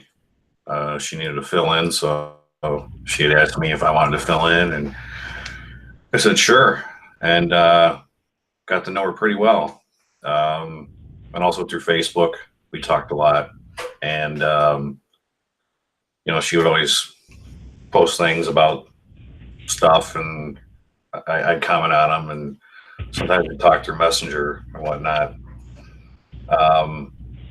But she seems like a really great person, and just listening to all the stories and all the places that she's been to and all the people that she knows, it's really great that people really got to know her, and I'm still in shock because I woke up that Sunday night to a notification on my Facebook that she had passed, and it was very shocking. So I just wanted to put my 2 cents in, and I'm gonna miss her. That's all I have. Thank you, Matt. And No problem. Thank you for having me on. I've lost my train of thought because I'm trying to do 2 things at once. That was one of the things that Deb and I appreciate about the entire podcast community, because sometimes our guests had just interrupt us at the last minute, or sometimes they say they come on and then 5 minutes people, and I don't want to do it, or whatever excuse or reason that they had been. There was a core few that we could always rely, so to speak, on to bring in. And Matt was always one of our go-to guys. Tucker, I know you did it a few times, and we'll get to you in a minute. Atheist Ranger filled in a few times at last minute, so that was always a nice thing, and that's something I'd like to continue once I get beyond the trailer park rolling again. I'm already actually lining up guests, so. But Tucker, you're up next. Oh boy. Hang on. Let me show everybody Fuzznuts. Simply because when Deb was on the show, that was her favorite thing, was having him pop up on the screen behind me somewhere or on me. She'd immediately stop what she was doing and just go, "Oh, Fuzznuts," which, she loved her cats, and that's for all the wonderful things that she's done. That's what I'm going to miss the most, is seeing her updates about her kitten Vlad on Facebook, because you really got a sense of who she was, because even when he did something incredibly frustrating, she was still so very affectionate about him. And she was kind enough to be on my show, I think about 4 or 5 times. And she was a wonderful person, and I was lucky enough to meet her at ReasonCon and NanoCon. So I have trouble understanding how she could be gone in some ways, because I'm older than her, and I'm certainly not nearly as good a person as she was, and yet I'm still here. and she I just I don't know what else to add about her. That hasn't already been said, because she, we all agree she was a great person, and that's that's not really much of a description, but it is so applicable to her. She was kind.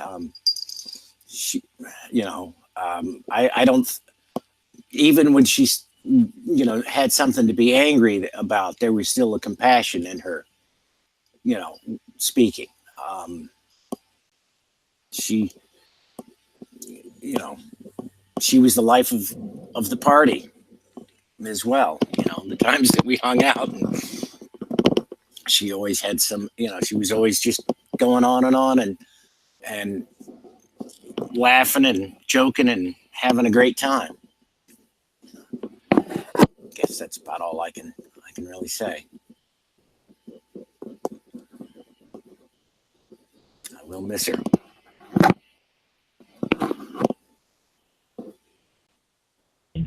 Sorry, I was muted. I was listening to the file that you had sent me, Tucker, the other day. I didn't find the Fosnut part, but that's okay. But listen, I think you guys were reading Tobit at the time. Is that the one you sent me? And listening back and forth to your commentaries was quite enlightening. What the fuck does that mean? I don't know how many times that was said during the recording. As I told people that send in the audio clips or the clips that I pulled, regretfully, for some reason, it's not playing, so I'm going to post a video later tonight or sometime tomorrow, so it'll all be combined. But up next, we have someone, well, who I've known pretty much since I've known Deb. And I have watched her grow, literally. Okay. Maybe not literally. I probably shouldn't have used that word, but we'll stick with it. Seen me grow a little bit at words, right? Yeah, I realized when I said that it probably wasn't the best thing to say, but... No, I appreciate you noticing that, hormone therapy. Hey, I'm a dyke. What do you expect? Oh, sweet thing. It's okay. Supposedly, that's all we notice as dykes is someone's boobs. So that's really. Although I'm a calf person and a hand person, so go figure. Oh. This is her daughter, Sam. Go for it, my dear. Oh gosh. So I'm not a podcaster yet, but somebody was definitely nagging me to get the hell into it. So if there was ever a swift kick in the pants that I needed, maybe this was it. I met Deb when I was 8 years old. She caught me watching an adult video. Maybe we should turn that off, Sam. Maybe we should turn that off for now. Maybe Debbie Does Dallas isn't what you should be watching when you're 8. Maybe we could maybe we could find something a bit.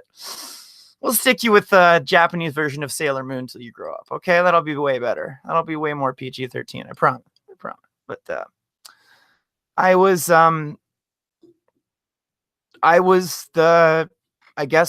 victim byproduct of what y'all are trying to fight. I was raised heavily religious.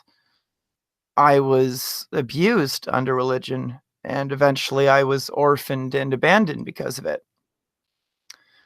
And when you're raised your entire life to think that every single person you're going to encounter is going to burn in a fiery hell forever unless you personally save them,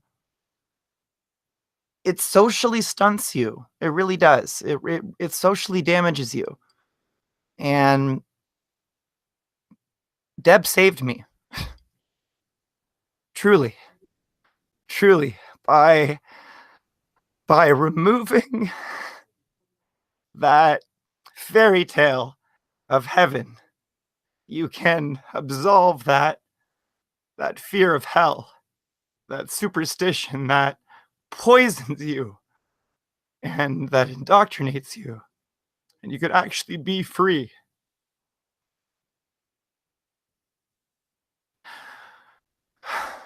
So when we mourn what she's created. We know she's not anywhere else. She's gone. She taught me that. She's not in heaven. There is no heaven. She taught me that. She gave me that hope. And I can't sacrifice that hope to have a fairy tale thinking that she's dancing around with Odin somewhere. Because she's not. She's not.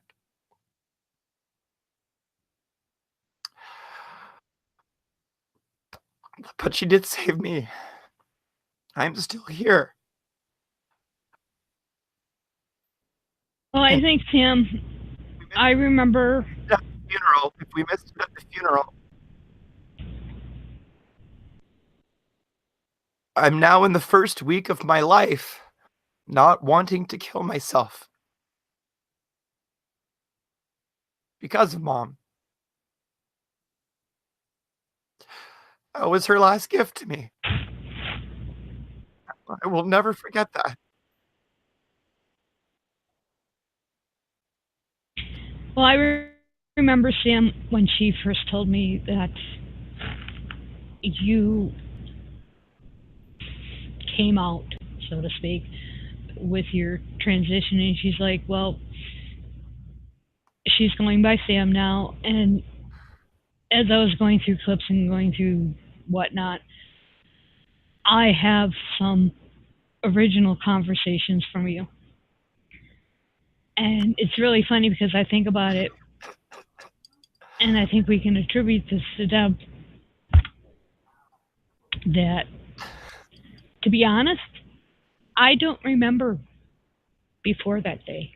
I mean, I do, but I gotta drop my voice. That's just it. I gotta sound like this, or else everyone forgets who I was. That's just it. Well, well, that's the thing. I don't even like consciously. I mean, I do I do remember, obviously, but that's. I see you as Sammy. I always have since that day, and I have watched you blossom.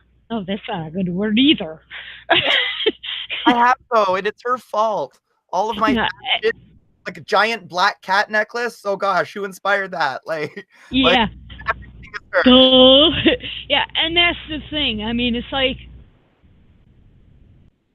she always kept me in the loop because, I mean, yeah, we were connected on Facebook, but we never really sat down and had a talk or anything like that bullshit. It was like, hey, how you doing? You know, little hearts back and forth, you know, that type of bullshit.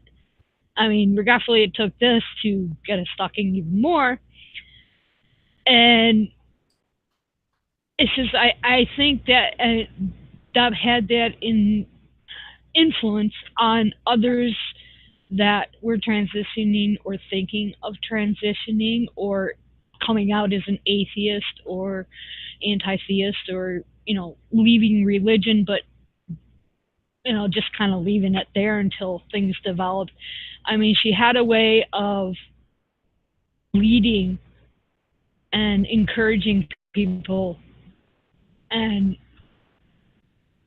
that was one of the things she did with Sam, you know, with you, was that she said, well, she's going by Sam now, you know, and it was just like, which is unusual because I am terrible with pronouns. I am terrible with forgetting previous, and I fumble. But it was being around Deb, I've gotten better at that. I still fumble. I'm still terrible with pronouns with people, but she always brought that aspect to the fore for me. And part of the reason I saved some of her screenshots when she got into debates with anti-trans trolls was because of how she handled herself as far as dealing with that type of bullshit. You know, being that, I mean, I think one of the examples she used, you have no problem saying Miss or Mrs. Why would you have a problem with saying he, she, or they? Exactly.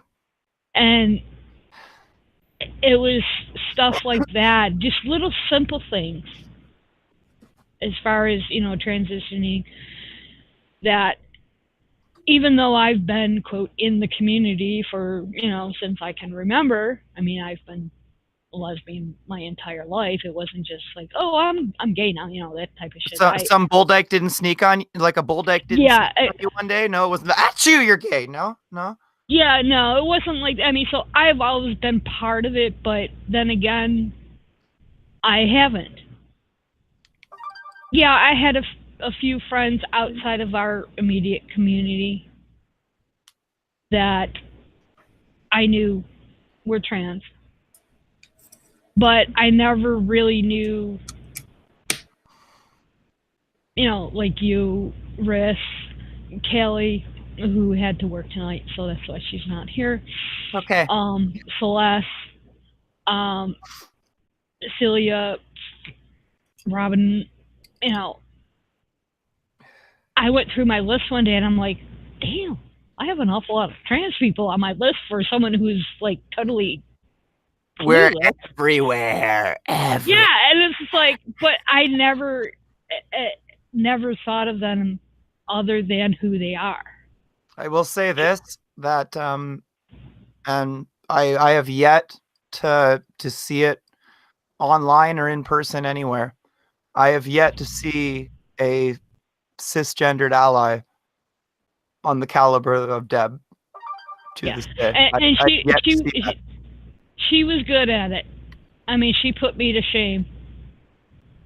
And I have no qualms admitting that I try to be an ally. Sometimes I'm a really sucky one because, I trip over the pronouns and all that stuff. But I never think, for me, I know people before and after, for lack of a better word there. But I never think of people anymore as the before. I'm aware of it, obviously, but... We're always changing. Yeah. Well, and I think, her bringing you into my life has helped in that matter. And I've got a new aunt. Are you kidding me? We're fam, sweet thing. You're not going anywhere. Yeah. You get a little teary-eyed for a moment. It's okay.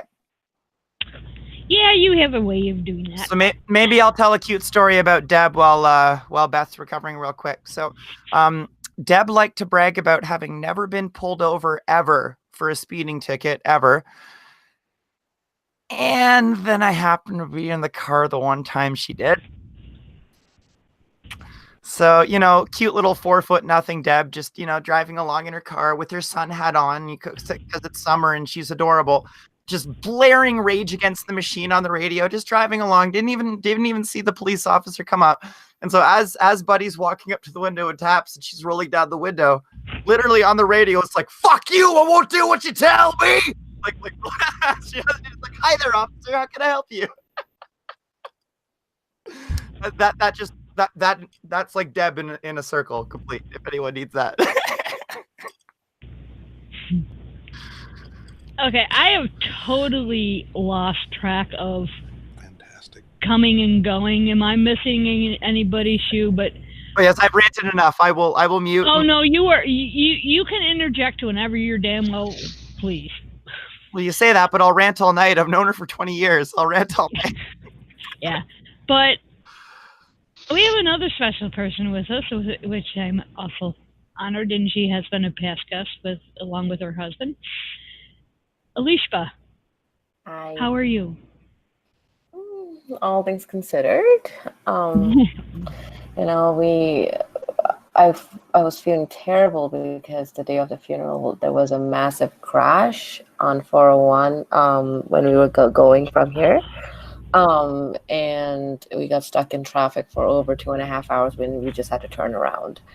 So Yes, it was me. And we were in the car, Zoe was with me, and I was driving with Kevin, who is one of the guys here who helps us run the Halton Peel Region community, atheist community.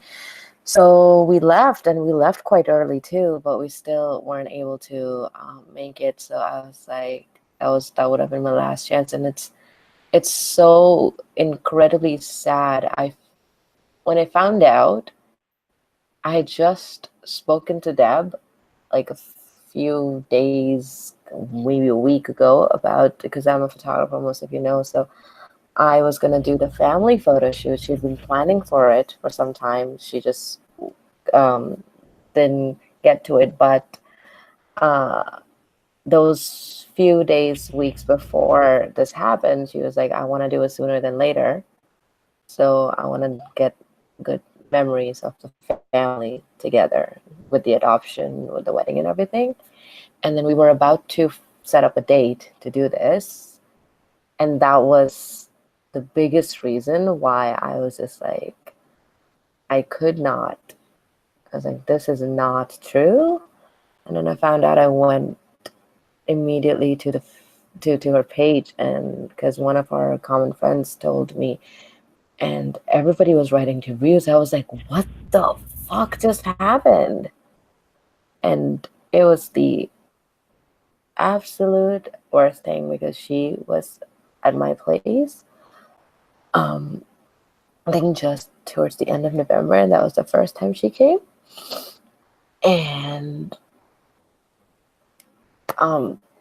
we were like, gonna see her and stuff. And then before then, we were in Alberta at the conference, Karen's conference, the Alberta Secular Conference, and Ali and I both went there. Zoe was there too. We were invited, and she was there, just like, she was like God everywhere.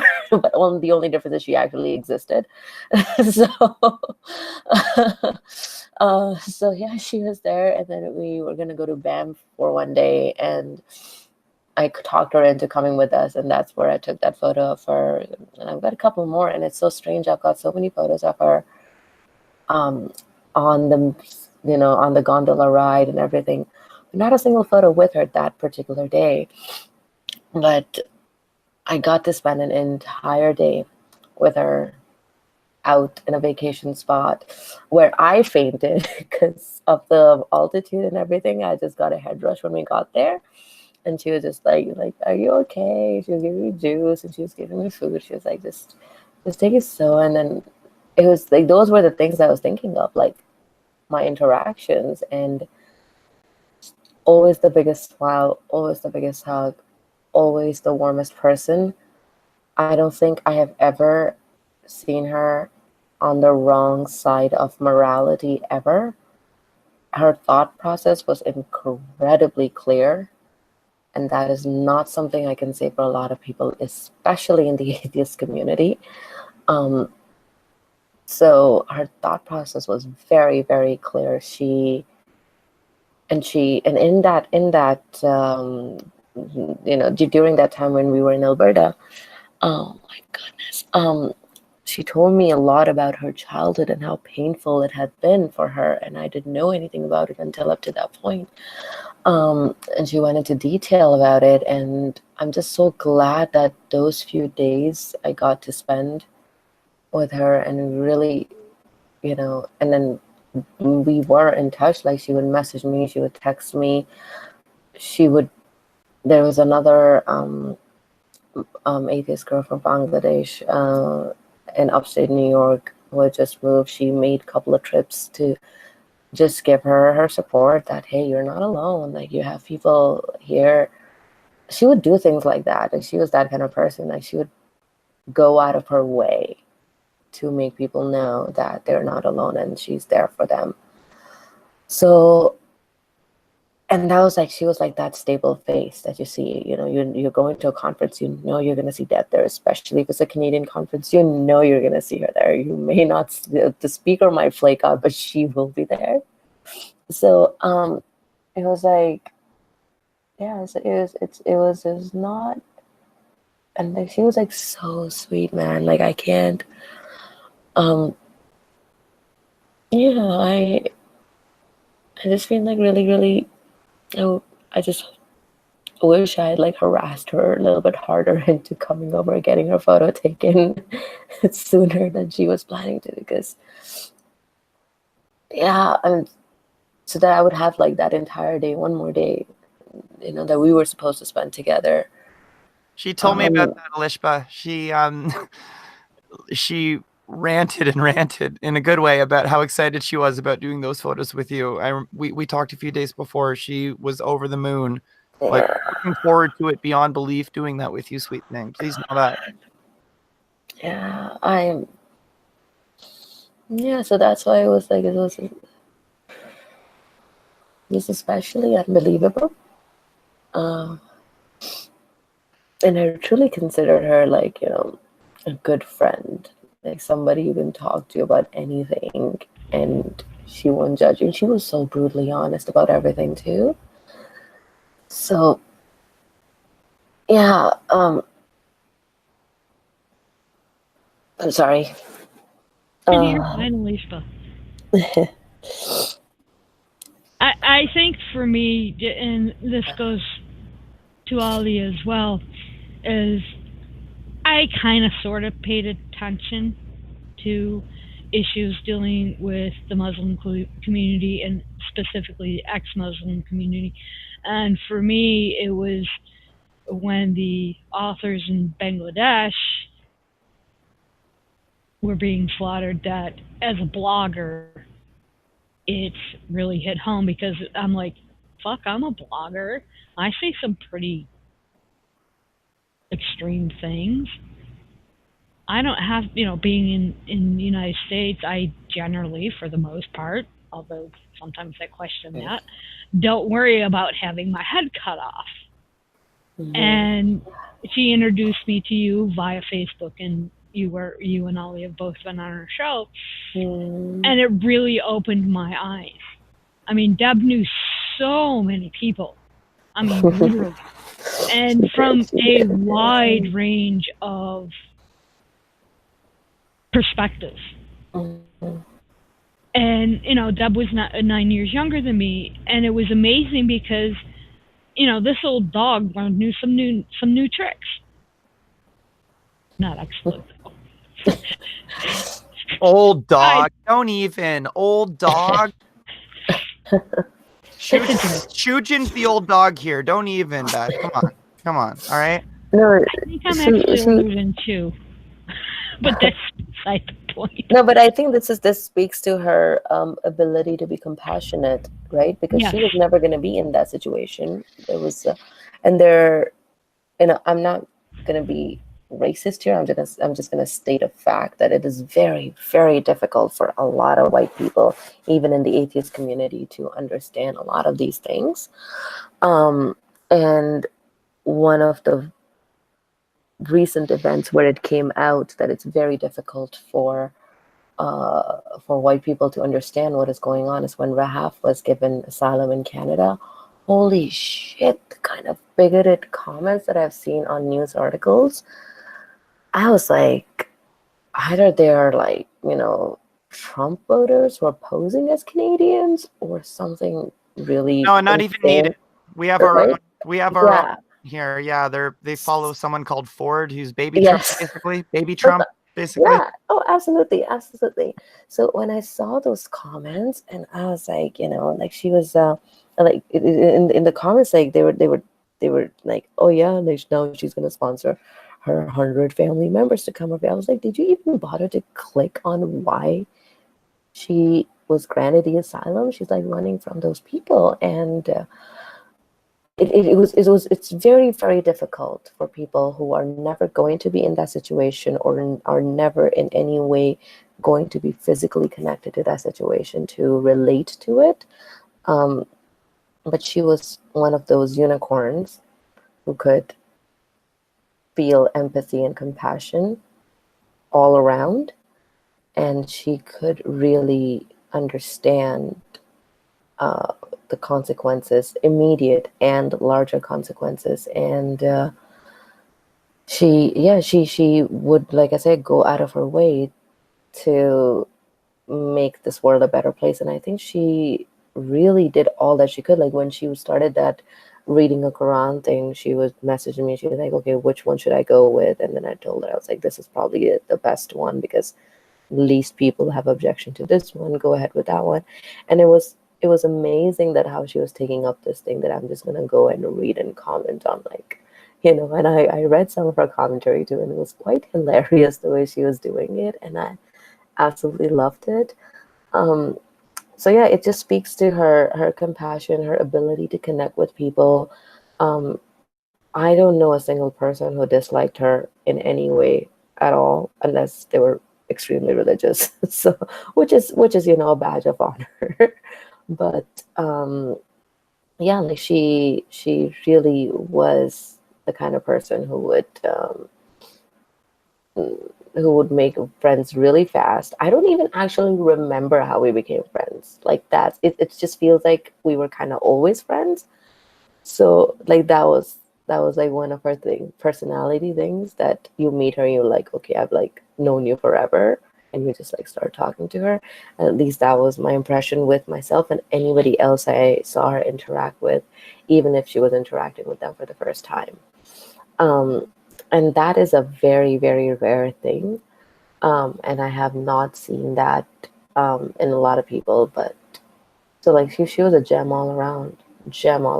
And I am so honored that I got to call her a friend, that I actually have memories of her, that she came to my house, that we've had wine and dinner and lunch together, that we've seen the vacation spots together.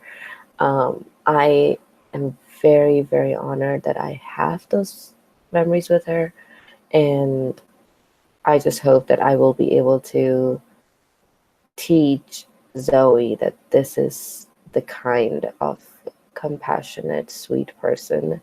That there's an example of that person in real life that we knew, and this is this woman, and definitely gone too soon, and it's hurt, and it's gonna hurt for a very long time. I don't expect it to normalize. It'll be actually I don't think filling a gap for a person like that can be easy or possible at all.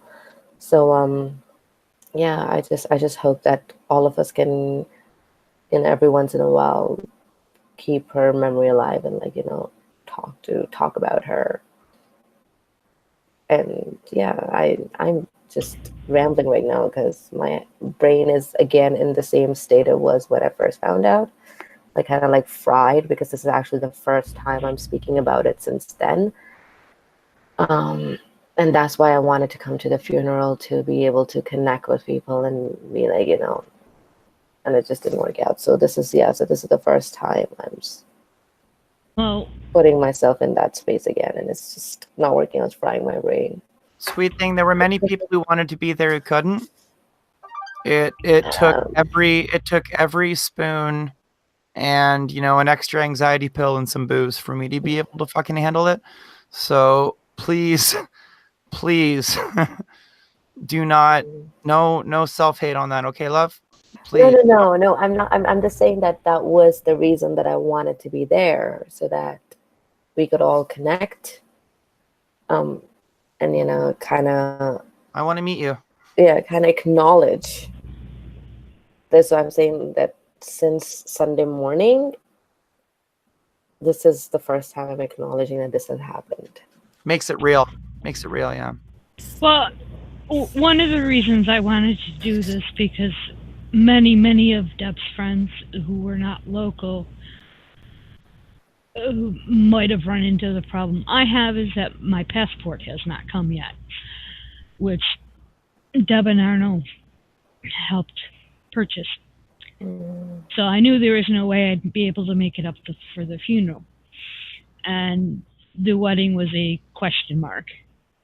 And I know for me personally, while I do grieve, and I'm probably going to have waves even months from now, I'm hoping to give people a wee bit of closure that could not make it to the funeral for whatever reason. And, to make it real. Not that it isn't real, but just to give people an outlet to say, hey, love you, man.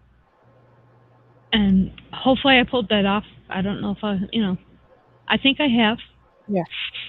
So, and Alicia, I am very honored that you have come. And for those that don't know, I know Alicia through Deb. Gee, shocker there. I follow the antics of your little one via Deb. Well, I'm connected to you on Facebook as well. So I love seeing the photos of your little one as she grows. And there's also a few other people, I'm not going to mention them publicly because I don't know if they want to at the moment, who I also adore seeing pictures of their little one. So for me, for people that I know virtually through Facebook, it's really enjoyable. And Deb's opened my eyes to, everybody here is through, podcasting or the podcast community or her skeptic community up in Canada. And it's just amazing because she introduced me to Ollie's work, and I have his book that actually is getting quite page worn because it's just so good. Atheist Muslim, for those of you that aren't aware of the book that I'm speaking about. And we've had Ollie on our show, and that's the thing. Picking and choosing and who to contact. I'm looking at it right now. We have it right here behind us. Yeah, I was going to say it's probably somewhere on her desk. This one, right? Yes. For her and I, well, specifically for me, it was basically a Bible into the ex-Muslim community. Mom's Library is the reason that I have a brain. Mom's Library is the reason that I was able to read something that wasn't written by Christians or filtered by Christians. Like, I can read real knowledge. Yeah. But yeah, everybody who has shared, everybody who has, watched the show, you are all a big part of her life. So keep that in the back of your mind. And we have the internet and podcasting and all that other fun stuff to remember her by. So if you ever need to hear her laugh, just pull up a podcast. I can guarantee you she's laughing somewhere along the line. But we have a couple tributes that were emailed private message to us that the folks could not be here, or in Kate's case, she has no voice, so she asked me to read it. And I believe you have one also? Okay, do you want to go first? Yeah, unfortunately, only because my time is starting to get very limited. Okay. Because I've got a DJ set that I would have normally been doing at the bottom of the hour, and I've already pushed it up to the top, so I've got about 15-ish minutes left. But this one was sent along by Along Blackhawk. He's not able to be with us because of technical reasons. Pain in the ass is basically what it comes down to. Sorry, man, but thank you for letting me read your words for you. And he sent this along. Deb helped me through some tough shit. We talked quite a bit about heavy shit when I was really down, and I'll never forget talking with her on My Secular Savior and how much that helped me. I just went and got a 32 of Old English. I wanted to pour one out with y'all, but I'll just do it myself. Thank you, man. I'm sorry that you couldn't be with us because of all the shit that's gone on, technically speaking, but thanks for being part of it all. I know full well that I speak on Beth's behalf that, we're glad you're able to be with us in the way that you can, and I'm sure that Heretic Woman would have basically said, "Get the hell over yourself! Oh my God, so serious! Yeah, exactly. Spring for the 40. What are you wasting your time with 32 for?" I'm pretty sure she would have said something like that. Pretty sure. What are you drinking, a juice box or what? Like, let's go. Come on. It's only 32 ounces. You don't want to waste any by pouring it out. Come on. Yeah. And the tribute I have is from Kate Ashcraft, and it says, "Deborah's passing has shocked the community. rocked the lives of her loved ones and brought sorrow into our own life. Oops, I scrolled too far. My last meeting with her was in Charlotte, where I took her to some lunch at a local Five Guys near our hotel. It was sunny that day, and she had her usual sandals, sundress, and big floppy sun hat and glasses. Yeah, she loved going down south because she could wear that stuff. In Canada, where she was at, you couldn't. We caught up on things and laughed because we'd worked together plenty of times prior to this, but there's something different about conversation and camaraderie when you are with someone in person. Seeing her again and getting to wrap my arms around her short little form compared to my tall one was always hilarious to me. She was always so welcoming and made you feel like you'd be chums for decades, despite the sometimes years between seeing each other in person. We'd mostly had contact online over the past 4 years or so and spent many of the night and afternoons and mornings fussing over compatibility issues with setting up Banana Meter and X. But Kate, where were you during the week? I could have used you. Because that's what I'm now using. On my old ass computer, or working with me to try and salvage recordings from her phone of Dawkins and other popular speakers she was fortunate to follow all over North American continent. Sorry about that.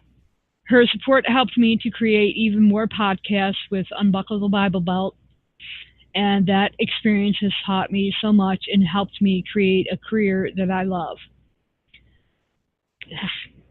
She was someone you could open your heart and worries to, never making you feel a burden or a downer if you needed to vent. I can relate to that. Over the past few years, she became a private role model for me. I never mentioned this to her because she would pish-posh me for saying something so silly. But she showed me a new level of interacting with people around me, especially with being tolerant and allowing dissenters to stay and have a voice. Sorry, scrolling. This is something I hope our community will reflect on about her and try to practice. Her methods for understanding people enhance my own approaches. I've forged so many more friendships because of her methods. As an only child, I rarely find instant kinship. Oh shit, scroll too far again. With someone, and Deborah was one of those rare instances. She acted as I imagined a sister would, being fiercely supported in everything she did, and of those she cared about. If in a debate with I'm sorry, I don't mean to laugh, but in a debate with Islamic apologists, we've hit that topic quite a few times, or just chiming in on some thoughts on a contentious issue in the community, the instant anything went over the line into a personal attack, she would smack the offender down a few notches in a heartbeat. She never judged you for your mistakes, and the relief she would bring me in some of those conversations truly saved my motivation, determination, and my life. I learned some important things from her that I have made a part of my own life. Don't take any bullshit and do so graciously or with quick quit. Stand up for those who need your voice. Be genuine and sincere always. Make goals and support others trying to reach their own. Listen, no matter how fucking crazy they are. Listen and understand before trying to teach differently. I got too many windows opening. Be a friend, a confidant, and a problem solver. like many, coming to grips with her death is still pulling a lot of raw emotions out of me that I didn't expect to face so soon. I am left to re-listen to her voice messages she sent me on Facebook, her laugh, her nonchalant dismissals, her mischievous sarcasm, That's all I have left in physical form. But she left such a massive legacy for us all to share in her works and influence. Goodbye, Deb. I'm forever close to my heart and alive through my own icks. And that was from Kate Ashcraft. Sorry, didn't mean to slaughter her name. So we are coming up on our. Oh, actually, we have passed our normal ending time. So I'm going to put out one last call for anybody who would like to join us live. I will give you a minute or two. And while we do that, I would like Zach and Bryce, if they are still available, to come back on. And then I then, believe Bryce wanted to say something else before you left. Right. And if any of you guys on the panel here that are present virtually have anything to say, we'll wrap it up, because I'm going to lose Shujin in a few minutes. And to be honest, I don't think I would be able to flip back and forth between screens. I would get really lost. And God knows I might stop the broadcast again, like I did the last time. I understand that all too well. I've had my share of doing that, and I'm going to stick out as long as I can for you. Plus, I did find a way of getting my audio to play for you from that recording. Okay, that's good to know. So what we will do, just to forewarn somebody, we will do the Humanist Creed first, and then we will go to Shujin's presentation.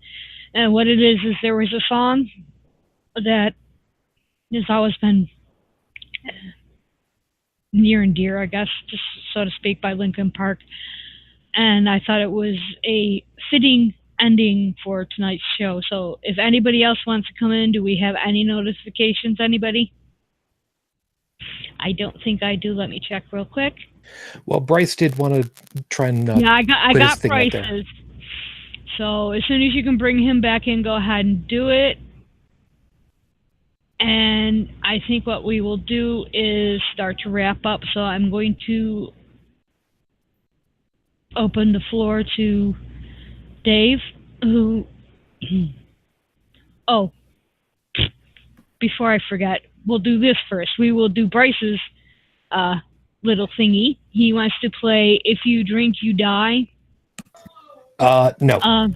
You're reading the wrong thing entirely. Bridget would like to speak. Bryce was asking me something that's entirely different, and I've got my thing to record.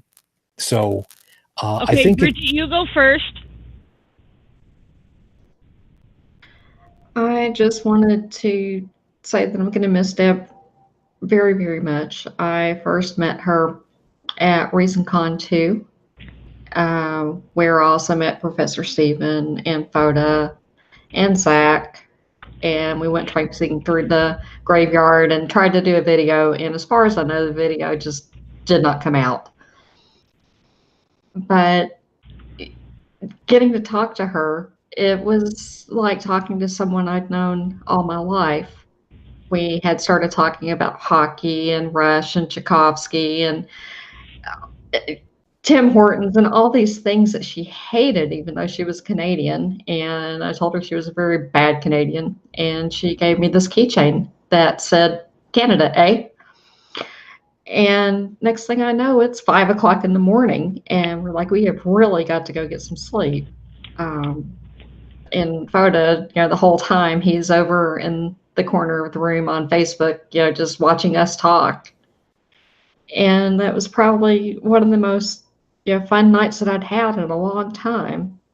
And the last conversation that I had with Deb, we were, just getting so excited about the wedding. And I had told her that her wedding present had come in. And I was also getting her a monogrammed polar fleece sweatshirt that was red with black monogram, and we were trying to figure out what initials to have on it. And the shirt came in this week. That's really, really tough. And it's not something that I can take back. Not that I would want to. I also want to thank her for her work that she did on My Secular Savior. That's where I met Paul.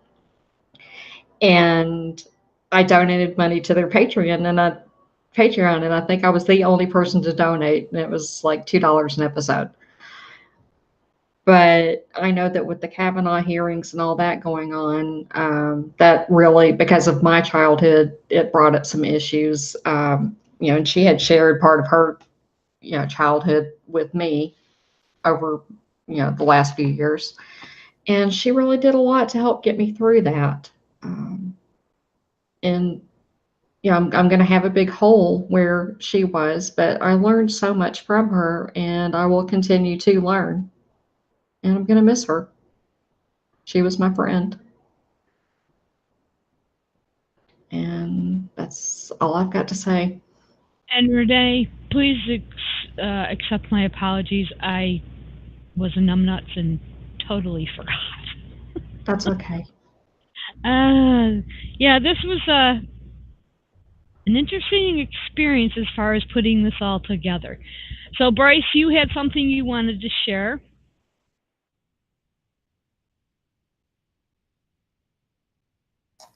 Your mic is muted currently. Even though it says it's not muted, you don't have any audio coming through. How's that? Is that better? Yes.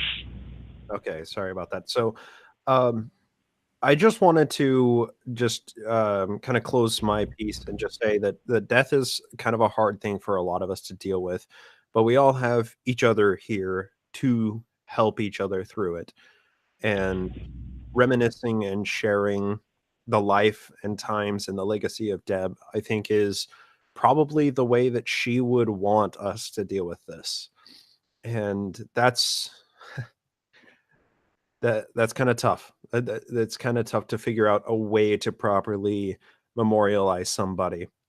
But I want to, just for my final piece, share something that I think all of the original AOA people will really resonate with. And this is something that it's near and dear to my heart. It's a song that I've kind of taken as a personal theme, and I learned about it through AOA. And it has just been, from that time forward, it has been, I don't know, the central point in it, I think, is something that Deb truly embodied every day of her life and really made a difference in the world by embodying the idea of this song.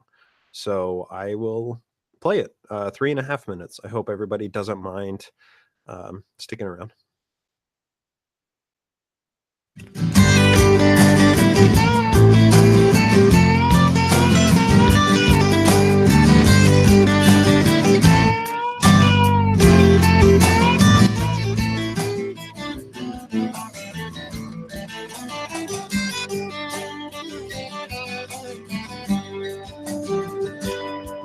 I'm sitting here waiting on a nuclear war, and when I see that mushroom, I'll be crying for more.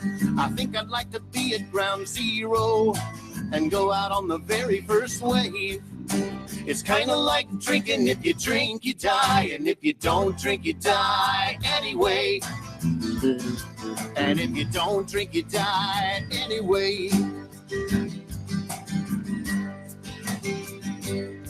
In the morning I'll be spraying stuff under my arm, and I'm thinking that aerosol is doing me harm.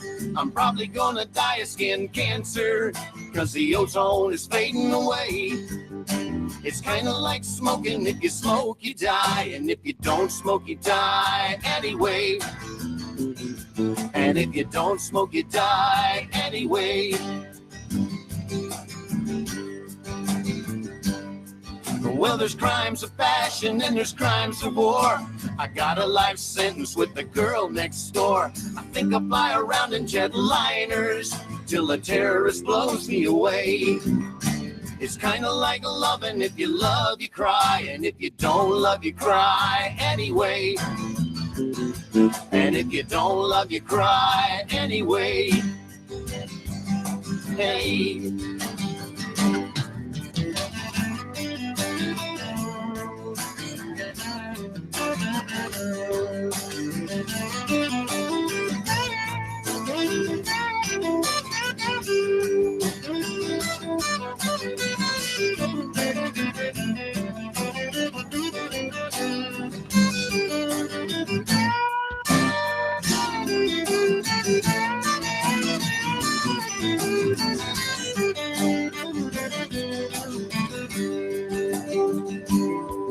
Well, there's terror taking over in the foreign lands where they're fighting over oil, and I don't understand how many soldiers per gallon are we pumping in our cars today. It's kind of like voting. If you vote, they lie, and if you don't vote, they lie anyway.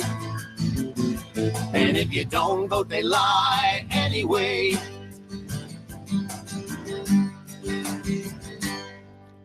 Once upon a time there was a bubonic plague, and at a time there was a Vietnam War.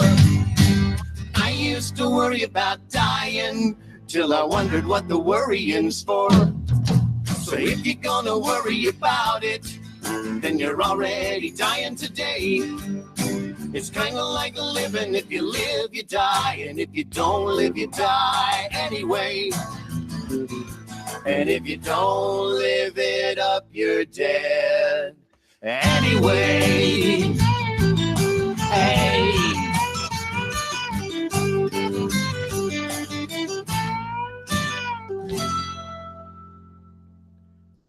Deb lived, Deb died. She lived the right way. She was a truly incredible person. Thank you for allowing me a final piece.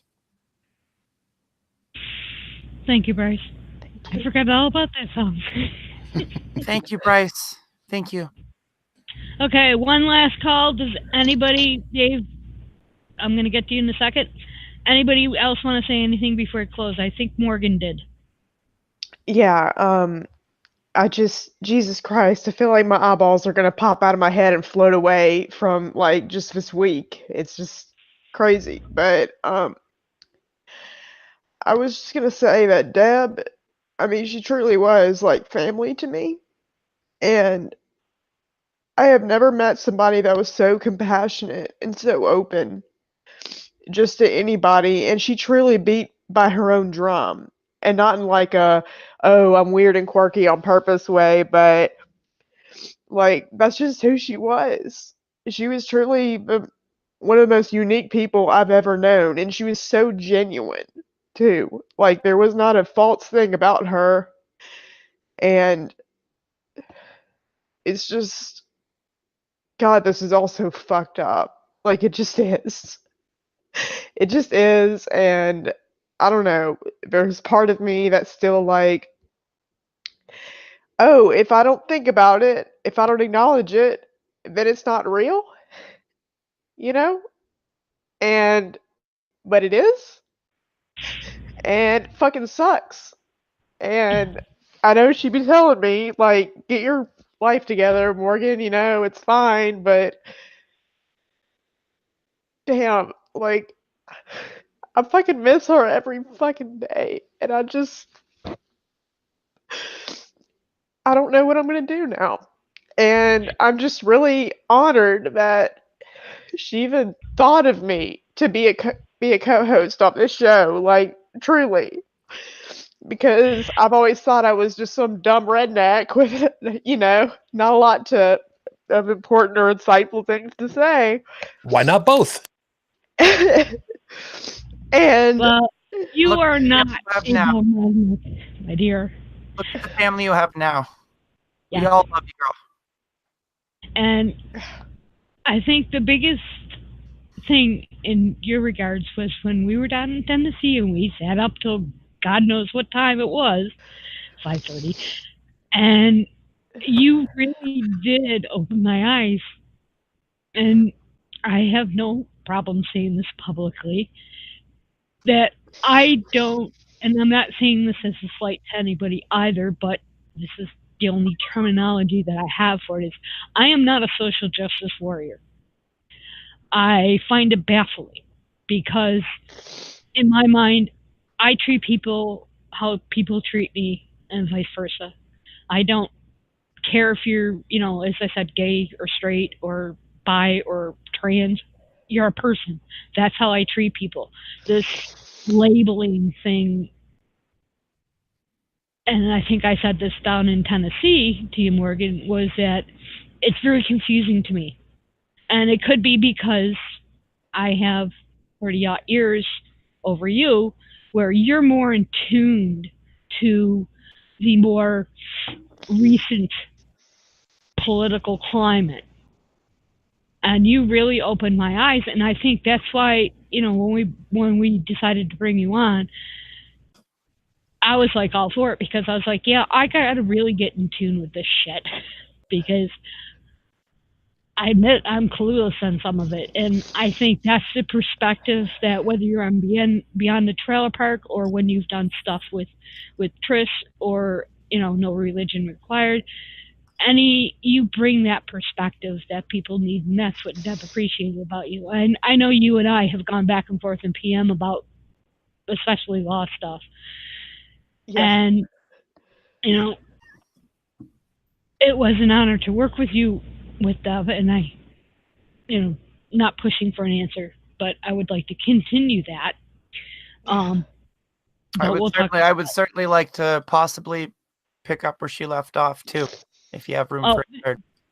Yeah, there's options that we are working on. So, but yeah, Deb loved you to death.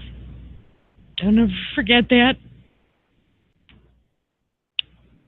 So, generally, we close out our shows with what is called the Humanist Creed,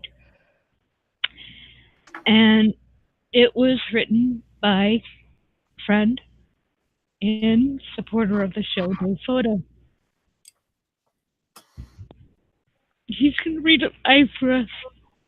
After Deb is done, Shujin is going to play a closing piece, the music that I told you about, and then we will end the show.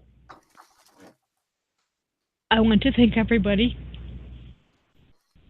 Thank you for bringing us together. Yes, thank you so much. Thank you for sharing so much. Thank you, Beth. You did this. You did this, Beth, okay? Yes. I had a lot of help behind the scenes, as some of you know. Can you test this? Yeah, at 3 o'clock in the morning, because I'm a night owl. But I woke up at 2:30 for your butt. Yes, I know you did. Go back to bed, Sam. I don't need you tonight. Go back to bed, Sam. Yeah, that was when I had to work the next morning unexpectedly. But I'm going to turn the floor over to Dave, who was a large, and I mean very large, impetus for Beyond the Trailer Park even existing. But Thank you for that, Beth. I'm a big fan of language history, etymology, and the word death comes from the Old English dea, D-E-A, and it's basically a total cessation of life, the act of dying, or the state of being dead. I don't really think that you can apply that to Deborah. And the reason that I say that, grandfather died a few years ago. I wrote a little piece in memory of him. And at the very end of it, I said, our legacy is in how we are remembered by those we leave behind. And as long as that memory is alive, that person never really dies. I remember when Deborah was first started talking about doing something along the lines of BTTP, and she and I had several conversations, and then later Beth came in, and Deborah was she was disappointed that ARA had to go on hiatus, and she really wanted to do something. And I noticed that it wasn't just the show, it was in everything that she tried to do. She wanted to make a positive difference. Just look at Samantha. This was another way that she was trying to make a positive difference. And it didn't matter if the positive difference was in one person's life or a whole lot of people's lives, but she was passionate about that. And one of the things that she was most passionate about was humanism, the idea or the reality that we humans here on Earth are the only ones who will work together, who can work together to solve any problem or issue that comes our way. I remember we were talking about her having an infectious laugh, and I think that laugh is something that I'm going to remember most of all about her. Especially even in conversations that she and I would have privately, it was that laugh. In July of 2016, when Samantha Bannister died, there was a person who commented on Jeremiah's page, and the comment inspired me to write a poem that I called The Comet, but I'm going to read to you their comment instead of my poem. Her legacy may be that of a comet. Picture a comet gracing the night sky and filling up the canvas with beauty and light, making everyone stop what they are doing, stand up, slow down, and pay attention to watch in awe as it glides majestically across the sky. People gazing into the horizon, looking up as it fills them with hope, peace, and the feeling they just saw something great happen. The comet is here 1 second and gone the next, but by those who experienced it, never to be forgotten. I don't think Deborah is ever going to be forgotten. And down the road, those who do are probably not in the same camp with Deborah anyway. Deb had always threatened, I guess, to get me to read that humanist creed on the show live, and it just never worked out. So I'm going to do that right now. I know the truth and power of reason and of rational thinking, and I will use them to my advantage. I know the truth and power of educating myself and of expanding my intellectual boundaries, and I will educate myself. I know the truth and power of vanquishing ignorance, and I will do so whenever the opportunity presents itself. I know the truth and power of morality without supervision and of true and accurate righteousness. I know the truth and power of obliterating tyranny, be it intellectual, emotional, or philosophical, and will work toward that goal whenever and however possible. I know the truth and power of human ingenuity. I know the truth and power of human compassion, and I will be mindful of the welfare of others. I know the truth and power of equality and fairness for all living things. I know the truth and power of the importance of our families, our friends, and our fellow men and women. I know the truth and power of human stewardship of our lands, our waters, and our skies, and will try to act to preserve our environment. I know the truth and power of the sciences of mathematics, of physics, and of chemistry, and of the important role of these disciplines in understanding the workings of the cosmos.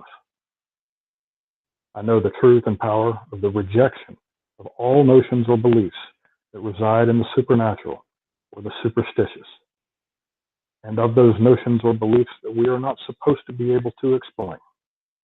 And I know these rejections are necessary for humankind's survival.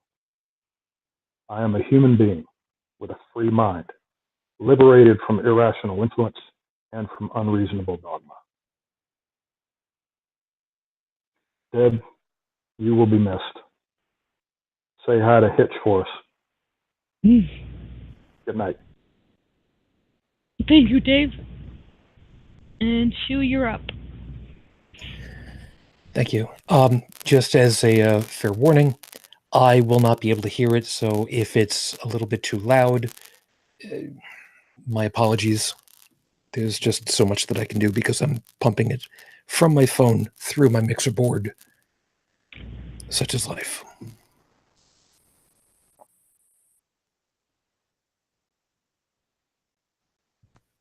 Should have stayed where their signs I ignored. Can I help you not to hurt anymore? We saw brilliance when the world was asleep. They're things that we can have but can't keep.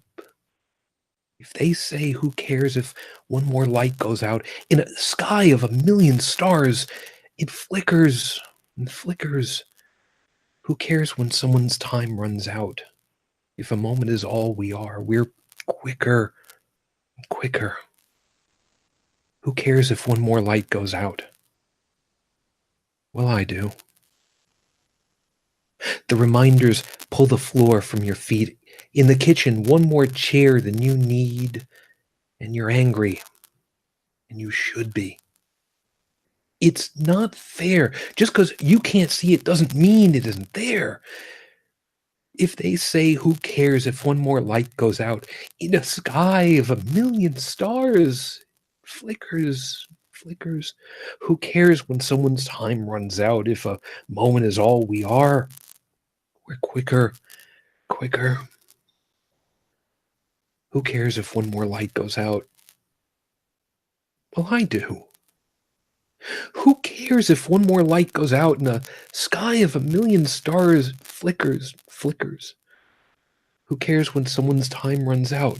If a moment is all we are, we're quicker, quicker. Who cares if one more light goes out?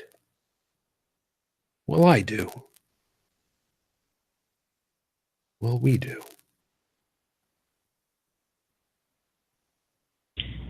Thank you all, and good night. Good night.